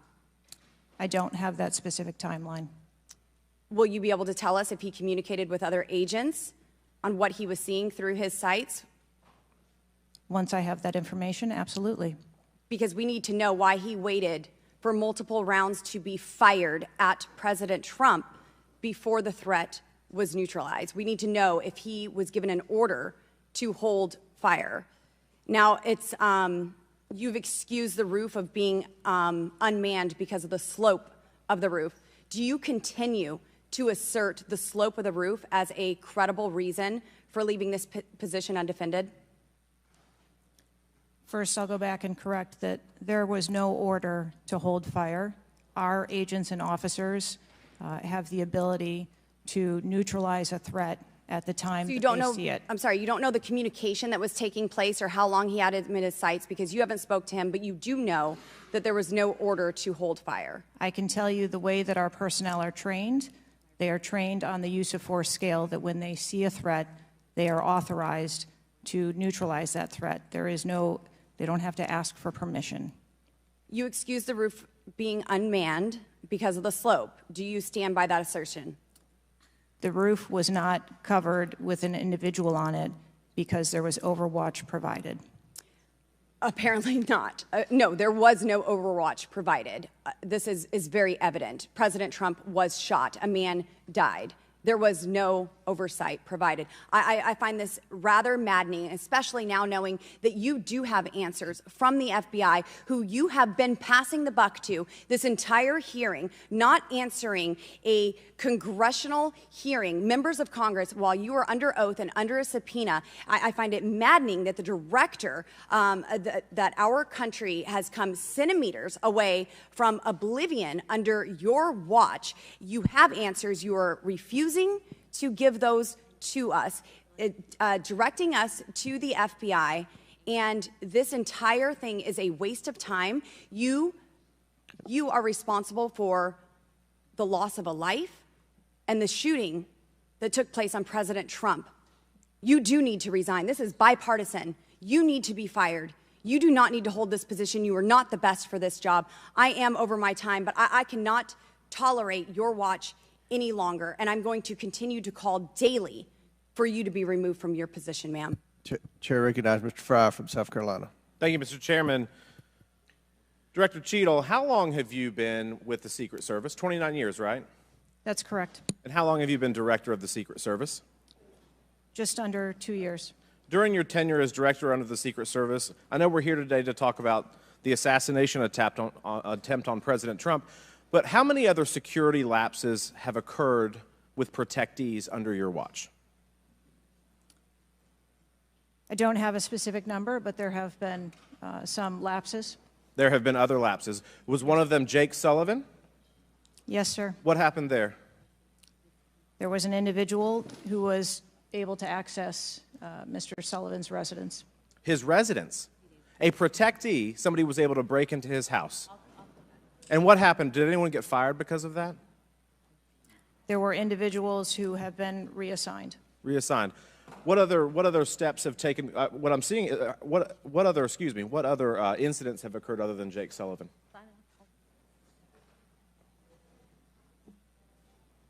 Was there an issue with the Secret Service agent and Vice President Harris? I would not call that a security incident. Well, it seems to me, I mean, you have security lapses with President Trump. You have security lapses with Jake Sullivan. You have issues with your personnel related to Vice President Kamala Harris. There seems to be a repeated theme here. Would you not agree with that? I think that we are talking about separate categories of incidents. Well, I would disagree with that. I mean, I think there's a repeated theme when you've got protectees and you're not upholding your core mission. Let me ask you something else. Does the Secret Service routinely record communications between and amongst detail? Radio communications? Any communication. Email communications are captured, as well as text messages, and then depending on the detail, radio communications are recorded. Does the Secret Service have recorded communications from the July 13th event? We do not have radio communications from that day. But you have text messages? We do have emails and text messages. Emails, okay, great. Does the head of the Trump detail or someone else embedded in this detail have command decision-making authority, or do they need to seek authorization from someone outside that detail? The head of the detail has the decision-making authority for things that are necessary for that detail. Is that standard for protection details? Yes, it is. Okay. Let me ask you something. During campaign events, is it common for the Secret Service to utilize other agencies? Yes, it is. What other agencies would be providing assistance to the Secret Service? There are a number of other agencies that provide assistance to the Secret Service during campaigns. We utilize personnel from the Department of Homeland Security. We utilize personnel from the Department of Defense, and we utilize local law enforcement partners. Are you on the same radios? Do you provide the radios to all the assets that are taking part in protection of an event?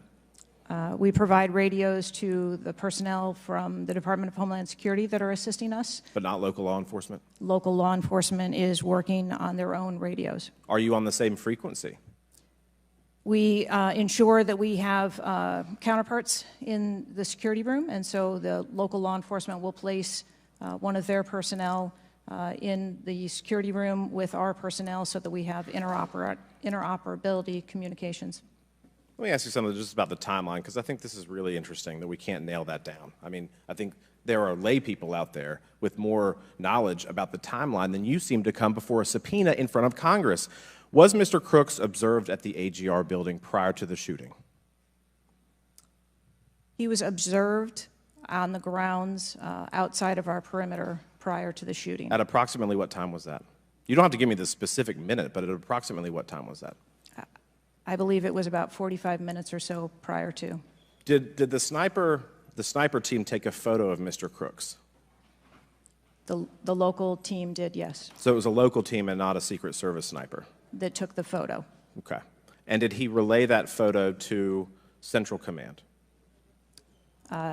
Again, it's an active ongoing investigation, so I want to make sure that I'm factual with the route that photo took and who that was disseminated to and when. What time did when did Mr. Crooks' status go from a suspicion, a person that was under suspicion, to a threat? When did that happen?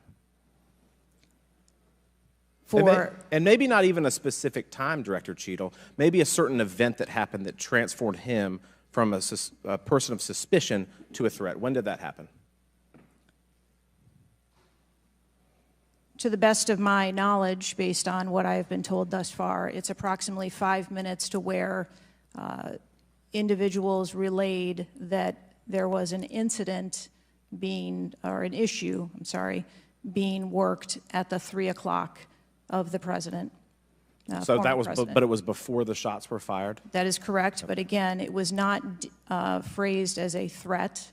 It was just that something was being worked. Yeah, but my question is, when did he become, when did he transform from suspicion to threat? Because they're treated very differently. People can be suspicious, but they're not a threat until a certain point in time. So when did that happen?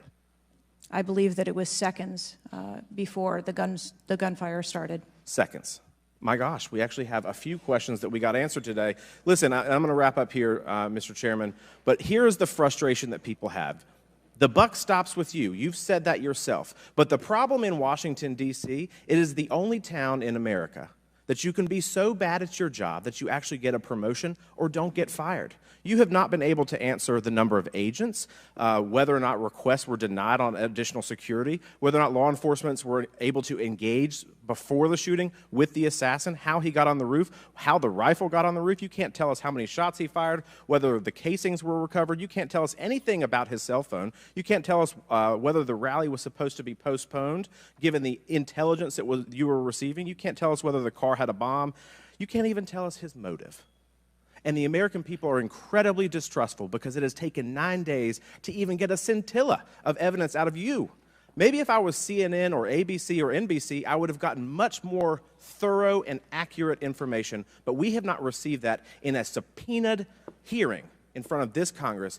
That is why the American people are frustrated, and I echo the bipartisan calls on this committee and all across this country that you should resign, or maybe when the president wakes up from his nap, he can fire you. Thank you, Mr. Chairman. Chair now recognizes Ms. Luna from Florida. Director Cheatle, can you please give me the names of the individuals who are in charge of your conduct for the rally? I'm not going to release names. Can you give me the today. titles? And how many individuals? No. Nothing? We had a full advance team that was responsible for advancing How many the site. people are the final approval authority? There are a number of people Can you that give me a are number? engaged in approving the plan. Can you give me a number? No, I do not have Okay. a firm number. Can you just confirm whether or not, I understand this is an open investigation, but in order to dispel conspiracy theories, have you guys been able to subpoena the shooter's Discord records, or has the FBI, to your knowledge? I believe that the FBI is working on those. Okay. Is it factual to say that you have not ruled out that the shooter was working with other people or persons? Again, the FBI is conducting the criminal investigation into Can the you, shooter. at least in an effort to dispel conspiracy theories, can you confirm or deny that? At this time, we do not have that there were any other people engaged. So you believe he's acting alone? I do. Okay. Have you been made aware of multiple eyewitness reporting that there was a second shooter on a water tower? I do not have any information related to any second shooter. Okay, the reason I asked that is because according to testimony from multiple witnesses, they did report that. And again, to my understanding, there were over 40 sniper teams that were briefed by the Butler ESU. And I want to make sure that people are aware, if you're saying that there's not another shooter, that we are able to clear that information, because from this whole entire briefing, it doesn't seem like much information has been able to get out to the American people. So I'm trying to dispel rumors, as I'm sure you understand. Was it true that Secret Service was present at the Butler ESU briefing? There was a briefing between the counter sniper teams that were working Secret on the Service ground. present? Yes, to my knowledge. Okay, I want to read you a report from people that seem to be throwing you under the bus and stated that they were in attendance and that Secret Service was not in attendance at the security briefing, according to individuals with knowledge, to also include that the AGR building where the shooter Thomas Matthew Crooks was located was actually not a part of their security perimeter for that. So there was not Secret Service present. It seems as though that when you were asked earlier from Rep. Kristamorthy about whether or not Secret Service was aware of a threat, you had said no, they were unaware of a threat. And yet, according to communications, again, from law enforcement that were in some of these group chats, they actually had reported that Secret Service was made aware of a threat at around 5:59 p.m. as a part of the command, including Secret Service, aware of messages and requests about information about the suspect's location. Can you please tell me if you have knowledge of that at all?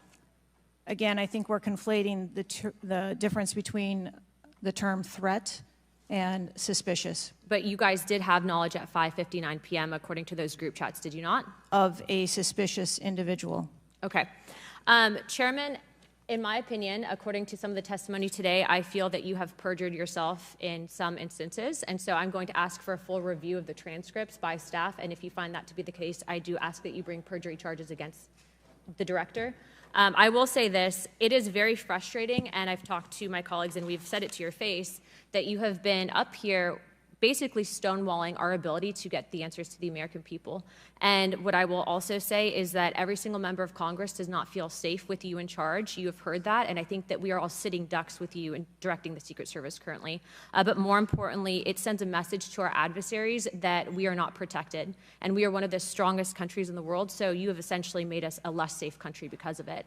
As a result of that, I'm asking you to formally step down. I share my same opinions as my Democrat colleagues. And I also think that your efforts to bring forward a full investigation and report in 60 days is unacceptable.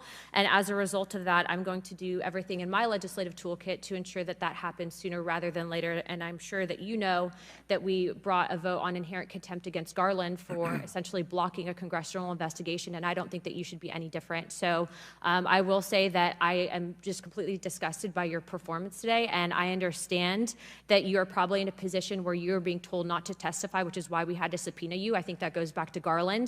But again, that is part of the flushing that we need to get out of Washington, and I would be happy to assist in that process. Chairman, I yield the rest of my time. Chair now recognizes Mr. Langworthy from New York. Thank you very much, Mr. Chairman, and I appreciate you bringing this hearing forward with a subpoena. Director, yesterday I made the decision to get in my car and drive to Butler, Pennsylvania in preparation for this moment and asking you questions about the events of the assassination attempt on President Trump's life. I've done several presidential events prior in my career, and I wanted to see this site with my own two eyes because I don't believe the video footage tells the whole story or looking at things on a diagram. And I was absolutely appalled when I went to the site, when I saw the fact that I could have stood on the roof of that building, the AGR building, and hit that podium with a 9-iron, and I'm a lousy golfer. And the fact that that was not included in the perimeter is a complete dereliction of the duty of the U.S. Secret Service. I mean, there are very few rooftops that needed to be secured, and the fact that the Secret Service, as they were putting a site plan in place, did not think it was necessary to man those rooftops, you have completely walked away from your duties. You had one job, and that's to protect the future President of the United States or to protect all of the other protectees. And President Trump is only here today by God's grace because he had just something in him that made him turn his head just slightly, or we would be in a national period of mourning right now. And you have done nothing here today. I've rewritten these questions like 4 times during your hearing, and you haven't answered a damn one of them. You haven't given any information. You have hidden behind this FBI investigation, and I think you should be ashamed of yourself because you have brought more shame to your agency than I think that the assassination attempt has at this point. This is literally the worst performance I have ever seen in front of a congressional hearing. You have offered no reason for this committee, this body, or the American people to trust you or the Secret Service today. And you should resign. You have said that you've put new security measures in place after the assassination attempt. Can you tell us what those are? Because the American people want to know that you're taking real corrective measures. But today you've pointed to an investigation. Investigation or not, you still have a job to do with a zero-fail mission. But so far, there's been absolutely no accountability, and you've admitted that here today. Not one person's been suspended. Not one person's been put on a desk. Meanwhile, we've got the most contentious of elections in our nation's history, and protectees are in danger because of incompetent leadership. Not the agents. The agents piled on President Trump to protect his life. Those are heroes. But the administrators running your agency, they're not right now. They're not doing their jobs, and you certainly aren't doing. The most appalling part of Saturday's events is the countless opportunities that Secret Service had to stop crooks before he even got on the roof. At 3 o'clock, Crooks raised suspicion by entering the rally with a rangefinder. At 5:45, a cop with a Beaver County Emergency Services unit saw Crooks eyeballing the roof at the AGR International Building. And then at 5:55, Secret Service was warned of a suspicious person and identifies Crooks as a threat. This was all before shots were fired 15 minutes later. Director, yes or no, did local law enforcement alert the Secret Service about Crooks' presence at the rally? Yes, they did. The shooter came to attention of law enforcement almost an hour before President Trump went on stage. Law enforcement alerted the Secret Service of the shooter. Over and over, you've said there's a difference between a suspicious individual and a threatening individual. Can you explain what the shooter needed to exemplify to be called a threat? So I'm not clear as to what identified him as suspicious to the individuals who originally clarified him that way. For the Secret Service, for an individual to be determined to be a threat, that individual would have to be seen with a weapon or capable of doing some sort of harm to our protectees. I mean, Director, an individual walking into a rally with a rangefinder, scoping out an unprotected rooftop, and he reportedly flew a drone over hours before. It sounds like a lot more than suspicious, especially at a presidential rally. Your operational lapses, your resource management, and poor judgment nearly resulted in the assassination of President Trump. I mean, the dereliction of duty here is just appalling. The fact that you haven't visited Butler is just maddening to me. You're not taking this job seriously. Many people here have called for your resignation. I've introduced a resolution here into this body that hopefully will get a vote this week calling on the president to fire you, ma'am. You have not done your job. You have put two black eyes on your agency, and you need to go. Mr. Chairman, I yield back. Gentleman yields back. Chair now recognizes Mr. Burleson from Missouri. Director Cheatle, I just want to kind of get an idea of what you can answer, because outside of what the FBI is responsible for, you have full responsibility for the Department of Secret Service. So the question is, what is the mission? Who defines the mission? Our mission of the Secret Service is to protect the President, the Vice President, their immediate families, presidential candidates, the former presidents, and those by executive order. And we also have an investigative mission. And those are well defined? Yes, they Everyone within the agency understands the mission? Yes, they do. What about protocols and standards? Who defines the protocols and standards? We have a number of protocols and policies in place for the various missions that we have. So would it be safe to say that you failed the mission, the ultimate mission? I have stated repeatedly here today that there was a failure. What about specific failures within protocols and guidelines within the agency? Again, I am certain that the investigation that is being conducted internally as well as the external investigation. You said earlier in the hearing that there was either a communication, there was errors in communication or in operations. Could it be both? In both errors in operational decisions and errors in communications? I think the investigation potentially could identify both. So I want to talk about communications. Representative Bobert asked earlier about using encrypted apps, that you said you have not used, I guess, Signal. Have you used any encrypted app to communicate from your personal device? I do, on occasion, use encrypted apps to communicate. So you use some form of an encrypted app to communicate with people within the federal government, with local law enforcement? Whom are you communicating using the encrypted apps? Many times it's with colleagues and associates. So you're communicating with colleagues on a personal device? There are times that the Secret Service, when we work internationally with some of our partners, that they don't have the same texting capability. And you're not able to do that with your government-issued device? Recently, we have been able to install some of those apps on government devices. Okay. let's talk about some of the things that we can get access to. I'm actually shocked that you are using your personal device and encrypted communication tools. I think that might be the most shocking thing that I've heard today. I didn't expect for you to say that. We have requested, this committee has requested multiple documents. And this is not, under the purview of the FBI, this is under your purview. We requested a complete list of all law enforcement personnel, including Secret Service, Department of Homeland Security, local law enforcement with the roles in protecting the president. And we requested that to be, for us to receive that by July 18th. Did you provide that? I believe that our agency is in the process of collecting all documents. So you did not, you have not provided it. How long does it take to determine who the personnel were that were on site? We are collecting a comprehensive list of all the documents that have been requested. We also requested all the audio and video recordings that your agency, not the FBI, but your agency has in possession related to the event. Did we receive those? Have you provided those at all? We are in the process of collecting all documentation requested. You're in the process, but you have not. Any memorandums or any internal communications related to the event? We requested that you provide that. Have you provided any of that? We are in the process of collecting the information that has been requested. Okay.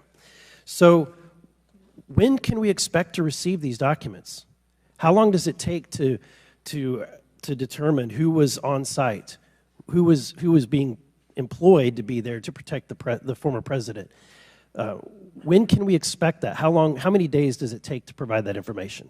We want to make sure that we have a comprehensive accounting of all of the documents that were engaged in that day, and we will make them available as soon as possible. I think transparency is the key here. It's shocking to me that we are communicating in a encrypted app to colleagues. I'm almost certain that violates some federal laws. I would like to clarify, you didn't ask me whether my communications were government work related or whether they were personally related. You're communicating with colleagues. I don't communicate government business with colleagues on a personal device. I communicate on my work device. Are you using an encrypted device on your work device? I am not. No encrypted apps? No, I do not. Okay. Thank you, Mr. Chairman. Chair now recognizes Mr. Waltz from Florida. Thank you, Mr. Chairman. Madam Director, please, I'd like to direct your attention to this video. And I sincerely appreciate the clarity on this. Can we turn up the volume, staff? I just want to ask you, because this has popped up. Republican Congressman Mike Walz, he said on social media on Saturday, and I'm going to read this for you because it does talk about you, Secretary. I have very reliable sources telling me that there have been repeated requests for stronger Secret Service protection for President Trump denied by Secretary Mayorkas. Your department has already pushed back on that, calling that absolutely false, but he is putting this on you. Can you respond to that, please? Well, that is, yeah, that's a baseless and irresponsible statement, and is one that is unequivocally false. Director Cheatle, did you speak with your boss, Secretary Mayorkas? You fall under DHS. Did you speak with him on the 14th, the day after? Yes, I did. So you spoke with him before he made that statement? I spoke with him immediately following the incident. Did you inform him that all requests for additional resources for President Trump had been fulfilled? Or that it was false to say they had been denied? I informed him that the request for that rally that day had been fulfilled. Okay, you continue to answer that very carefully, because I made a broader statement. The agents that came to me made a broader statement that his permanent protective detail for years now have been asking for more. Is that correct? I do not have specific incidents of those requests. Is it correct that they've been asking for more? I have heard the same reports that you have. Without having them in front of me, I am unable. Those requests are made in writing. I mean, the agents are telling me they make them in writing. This isn't a verbal agency. Things are made in writing. I understand what you're saying. I don't have those requests in front of me here. I'm not asking if you have them in front of you. Are you aware that they were made? As I said earlier, there are times when requests are made, and depending on the availability of assets, or if there is a way that So there were times when they were denied. if there is a way that vulnerability can be mitigated in a different way, then that is why the So there are Secret Service- times when they were denied That is- for a variety of reasons.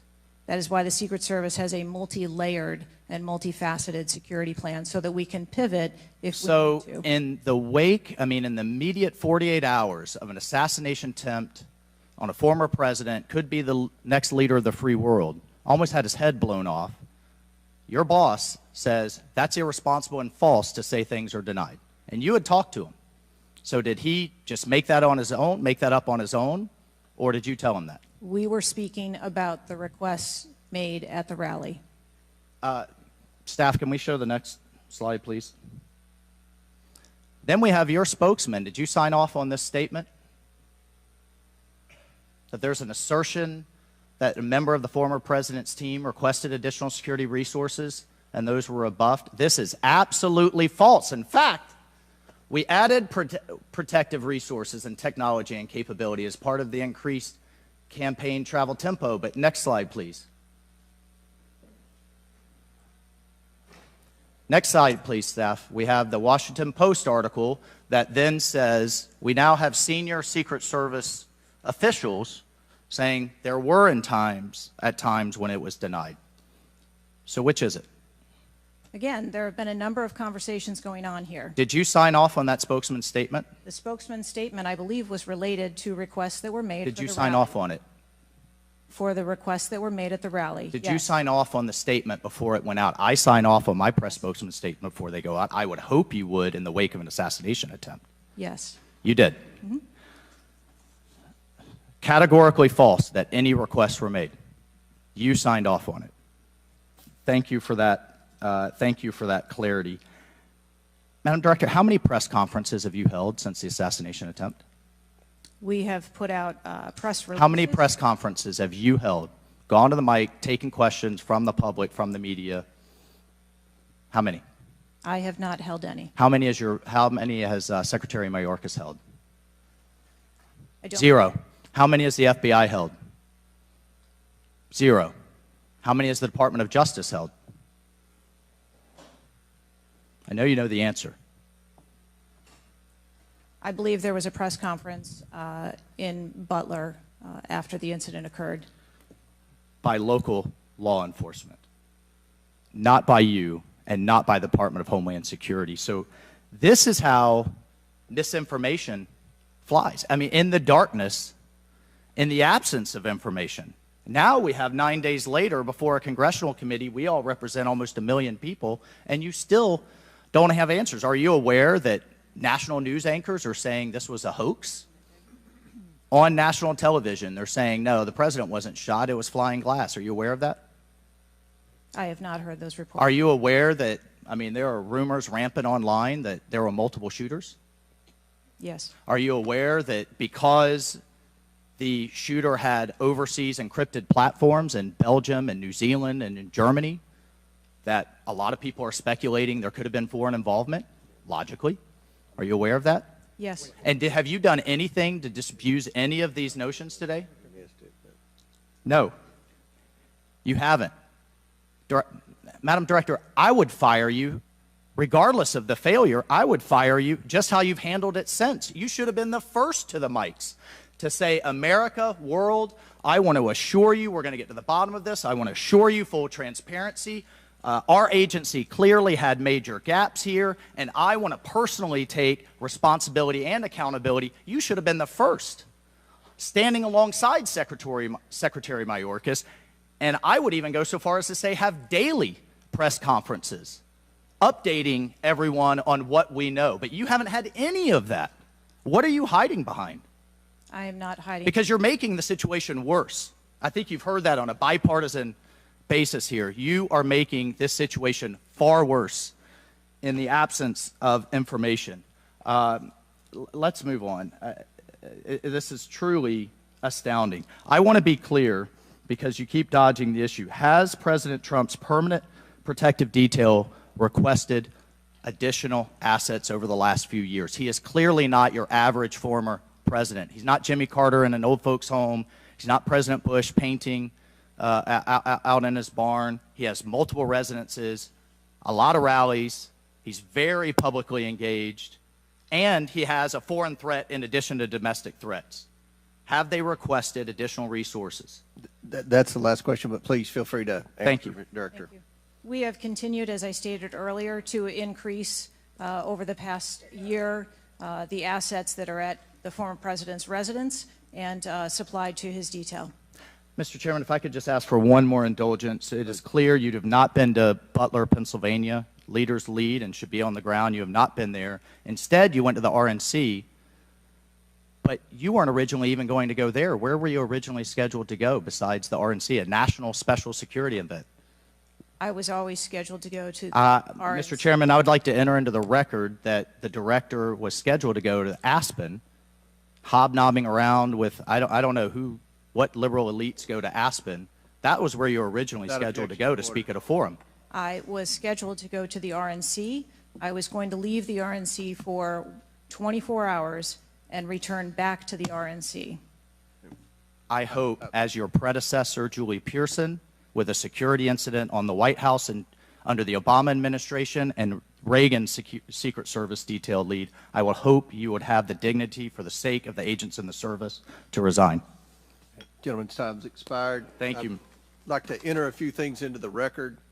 First of all, the remaining articles that Mr. Biggs was wanting to enter into the record, without objection, so ordered.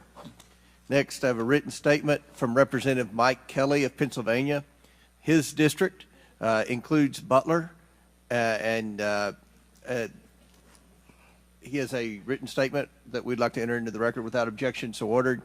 A bipartisan 114th congressional report titled United States Secret Service, an Agency in Crisis. This was prepared by former Oversight Committee Chairman Jason Chaffetz and former Ranking Member Elijah Cummins. And lastly, the issue subpoenaed compelling Director Cheatle's appearance at today's hearing without objection, so ordered. That concludes our question segment. I want to thank the Director for your testimony today. I now yield to the Ranking Member for closing remarks. Thank you very much, Mr. Chairman. And Director Cheatle, I also want to thank you for your patience over the course of what must have been a very long and trying hearing for you. It has been an unusually encouraging hearing and an unusually depressing hearing. And what's encouraging, Mr. Chairman, is that we came together to issue a strong statement deploring and categorically denouncing political violence in America. And I also didn't see any daylight between the members of the two parties today at the hearing in terms of our bafflement and outrage about the shocking operational failures that led to disaster and near catastrophe on July 13th, 2024. What is depressing is the extraordinary communications gap between the Director of the Secret Service and Congress. And I don't want to add to the Director's terrible, horrible, no good, very bad day, but I will be joining the Chairman in calling for the resignation of the Director, just because I think that this relationship is irretrievable at this point, and I think that the Director has lost the confidence of Congress at a very urgent and tender moment in the history of the country, and we need to very quickly move beyond this. But what I will say, Mr. Chairman, is that I took this hearing to be about two major policy failures, and one policy failure is the one that got the vast majority of the attention, which was the failure of the Secret Service to effectively respond to a gunman on a roof within 150 yards of a presidential visit and speech. But the other failure is on the part of Congress, because the mass shooting that took place in Butler, Pennsylvania, is replicated all over the country every day. And in fact, as I said, Mr. Chairman, it happened that evening in Alabama, in Birmingham, Alabama, where there was a mass shooting where more people even were killed and wounded than were killed and wounded in Butler, Pennsylvania. So it's true, the president, the former president, and a handful of people who get the Secret Service protection are the only people in America we thought were safe from an AR-15 attack. It's clear that they're not safe either, and we've got to get to the bottom of that. But we also have to get to the bottom of the larger problem, which is that the whole country is living like this in fear and in terror of assault weapon attacks in movie theaters, churches, synagogues, mosques, supermarkets, Walmarts,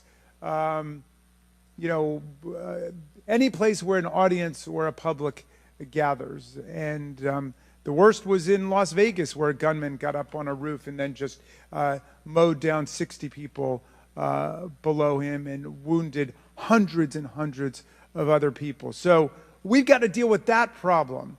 Yes, we've got to move as swiftly as we can to deal with the problems of the Secret Service, but the broader problem is still there. And I just wish to the heavens that our colleagues that could get together on the question of presidential security against an AR-15 attack could get together on the question of public security against an AR-15 attack, because all of us are vulnerable. All of our families are in danger by this, and the rest of the world doesn't live this way. And we have to look to see how uniquely strange it is that we allow 20-year-olds to access AR-15s, weapons of mass destruction, and show up in public places to endanger other people. And I hope, Mr. Chairman, we can work together on that with the same spirit of bipartisan commitment to the public safety that was exemplified here today. And I yield back to you. Ranking Member yields back. I'll deliver my closing remarks. Director Cheatle, I subpoenaed you to appear today to get answers for the American people about the failures that led to the assassination attempt of President Donald J. Trump. Unfortunately, you refused to answer today. And this committee is not known for its model of bipartisanship, but I think today we came together unanimously in our disappointment for your lack of answers. You've stated that the FBI will investigate and give a report, and you estimate 60 days. We've been waiting for months and months for lots of different bits of information from the FBI. We have no confidence in the FBI. The majority of this committee has no confidence in the FBI. I sincerely hoped that the hearing today would give not just Congress confidence in the Secret Service, but the American people would have confidence in the Secret Service. We don't have confidence, not just in Congress, but I don't believe the American people tonight when they go to bed are going to have confidence that the Secret Service is the best it can be at protecting President Biden, at protecting the First Lady, at protecting President Trump, at protecting their families. That's what the primary role for the Secret Service should be. And some people have said and speculated, well, there needs to be more money and more employees. As I stated early on, $3.1 billion, I believe next year it's going to be $3.2 billion budget, over 8,000 employees.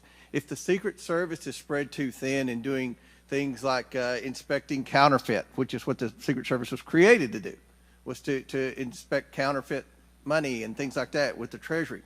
If it's spread too thin, then we need to come together in Congress, and I think we can do that in a bipartisan way to narrow the focus of the Secret Service, to protect the leaders of our country, to protect our elections by protecting our candidates. And I don't believe we have any confidence that you can do that as the leader of the FBI. I sincerely hope that we would adjourn this committee hearing and have confidence not just in the Secret Service, but in you as director of the Secret Service. But we do not. Taking responsibility requires a lot of things. It means providing transparency. It means answering simple questions. It means providing a specific timeline of July 13th to this committee and the American people. I mean, it's been 9 days. There were people that were demanding that we have a hearing the next day or 2 days following the shooting. And I said, no, we need to give the Secret Service ample time to be able to answer those questions. 9 days. 9 days. And I don't think we answered very many questions that the American people have. I don't think there was I've never said this before, and I've presided over a lot of hearings. I don't think there was one question asked by anyone that the average American hasn't already asked at a diner or at church or at a ball game. The American people have questions. They deserve answers. Congress deserves answers. You were subpoenaed today to provide answers, and ma'am, you did not do that. So, as Ranking Member Raskin stated, he and I will be sending a letter requesting that you submit your resignation as a step toward accountability in what happened. And one of the biggest frustrations that many of us have, especially on this side of the aisle, is that there's never accountability in this administration. And when you look at the debacles prior to July 13th, I mean, it would be hard to beat the withdrawal in Afghanistan, the debacle there, and no one was held accountable. To this day, no one has been held accountable for that. But here we have clearly video showing people notifying the police, and the police are blaming the Secret Service. The Secret Service are blaming the police. Homeland Security is blaming everybody. But at the end of the day, after this hearing and after our request for information, we don't have any answers for the American people, and we don't have that confidence that you can lead the Secret Service to restore the confidence. And again, I commend the ranking member for joining with me in the letter asking your resignation, and we certainly hope that you will take that to heart. With that and without objection, all members have 5 legislative days within which to submit materials and additional written questions for the witness, which will be forwarded to the witness. If there's no further business, without objection, the committee stands adjourned.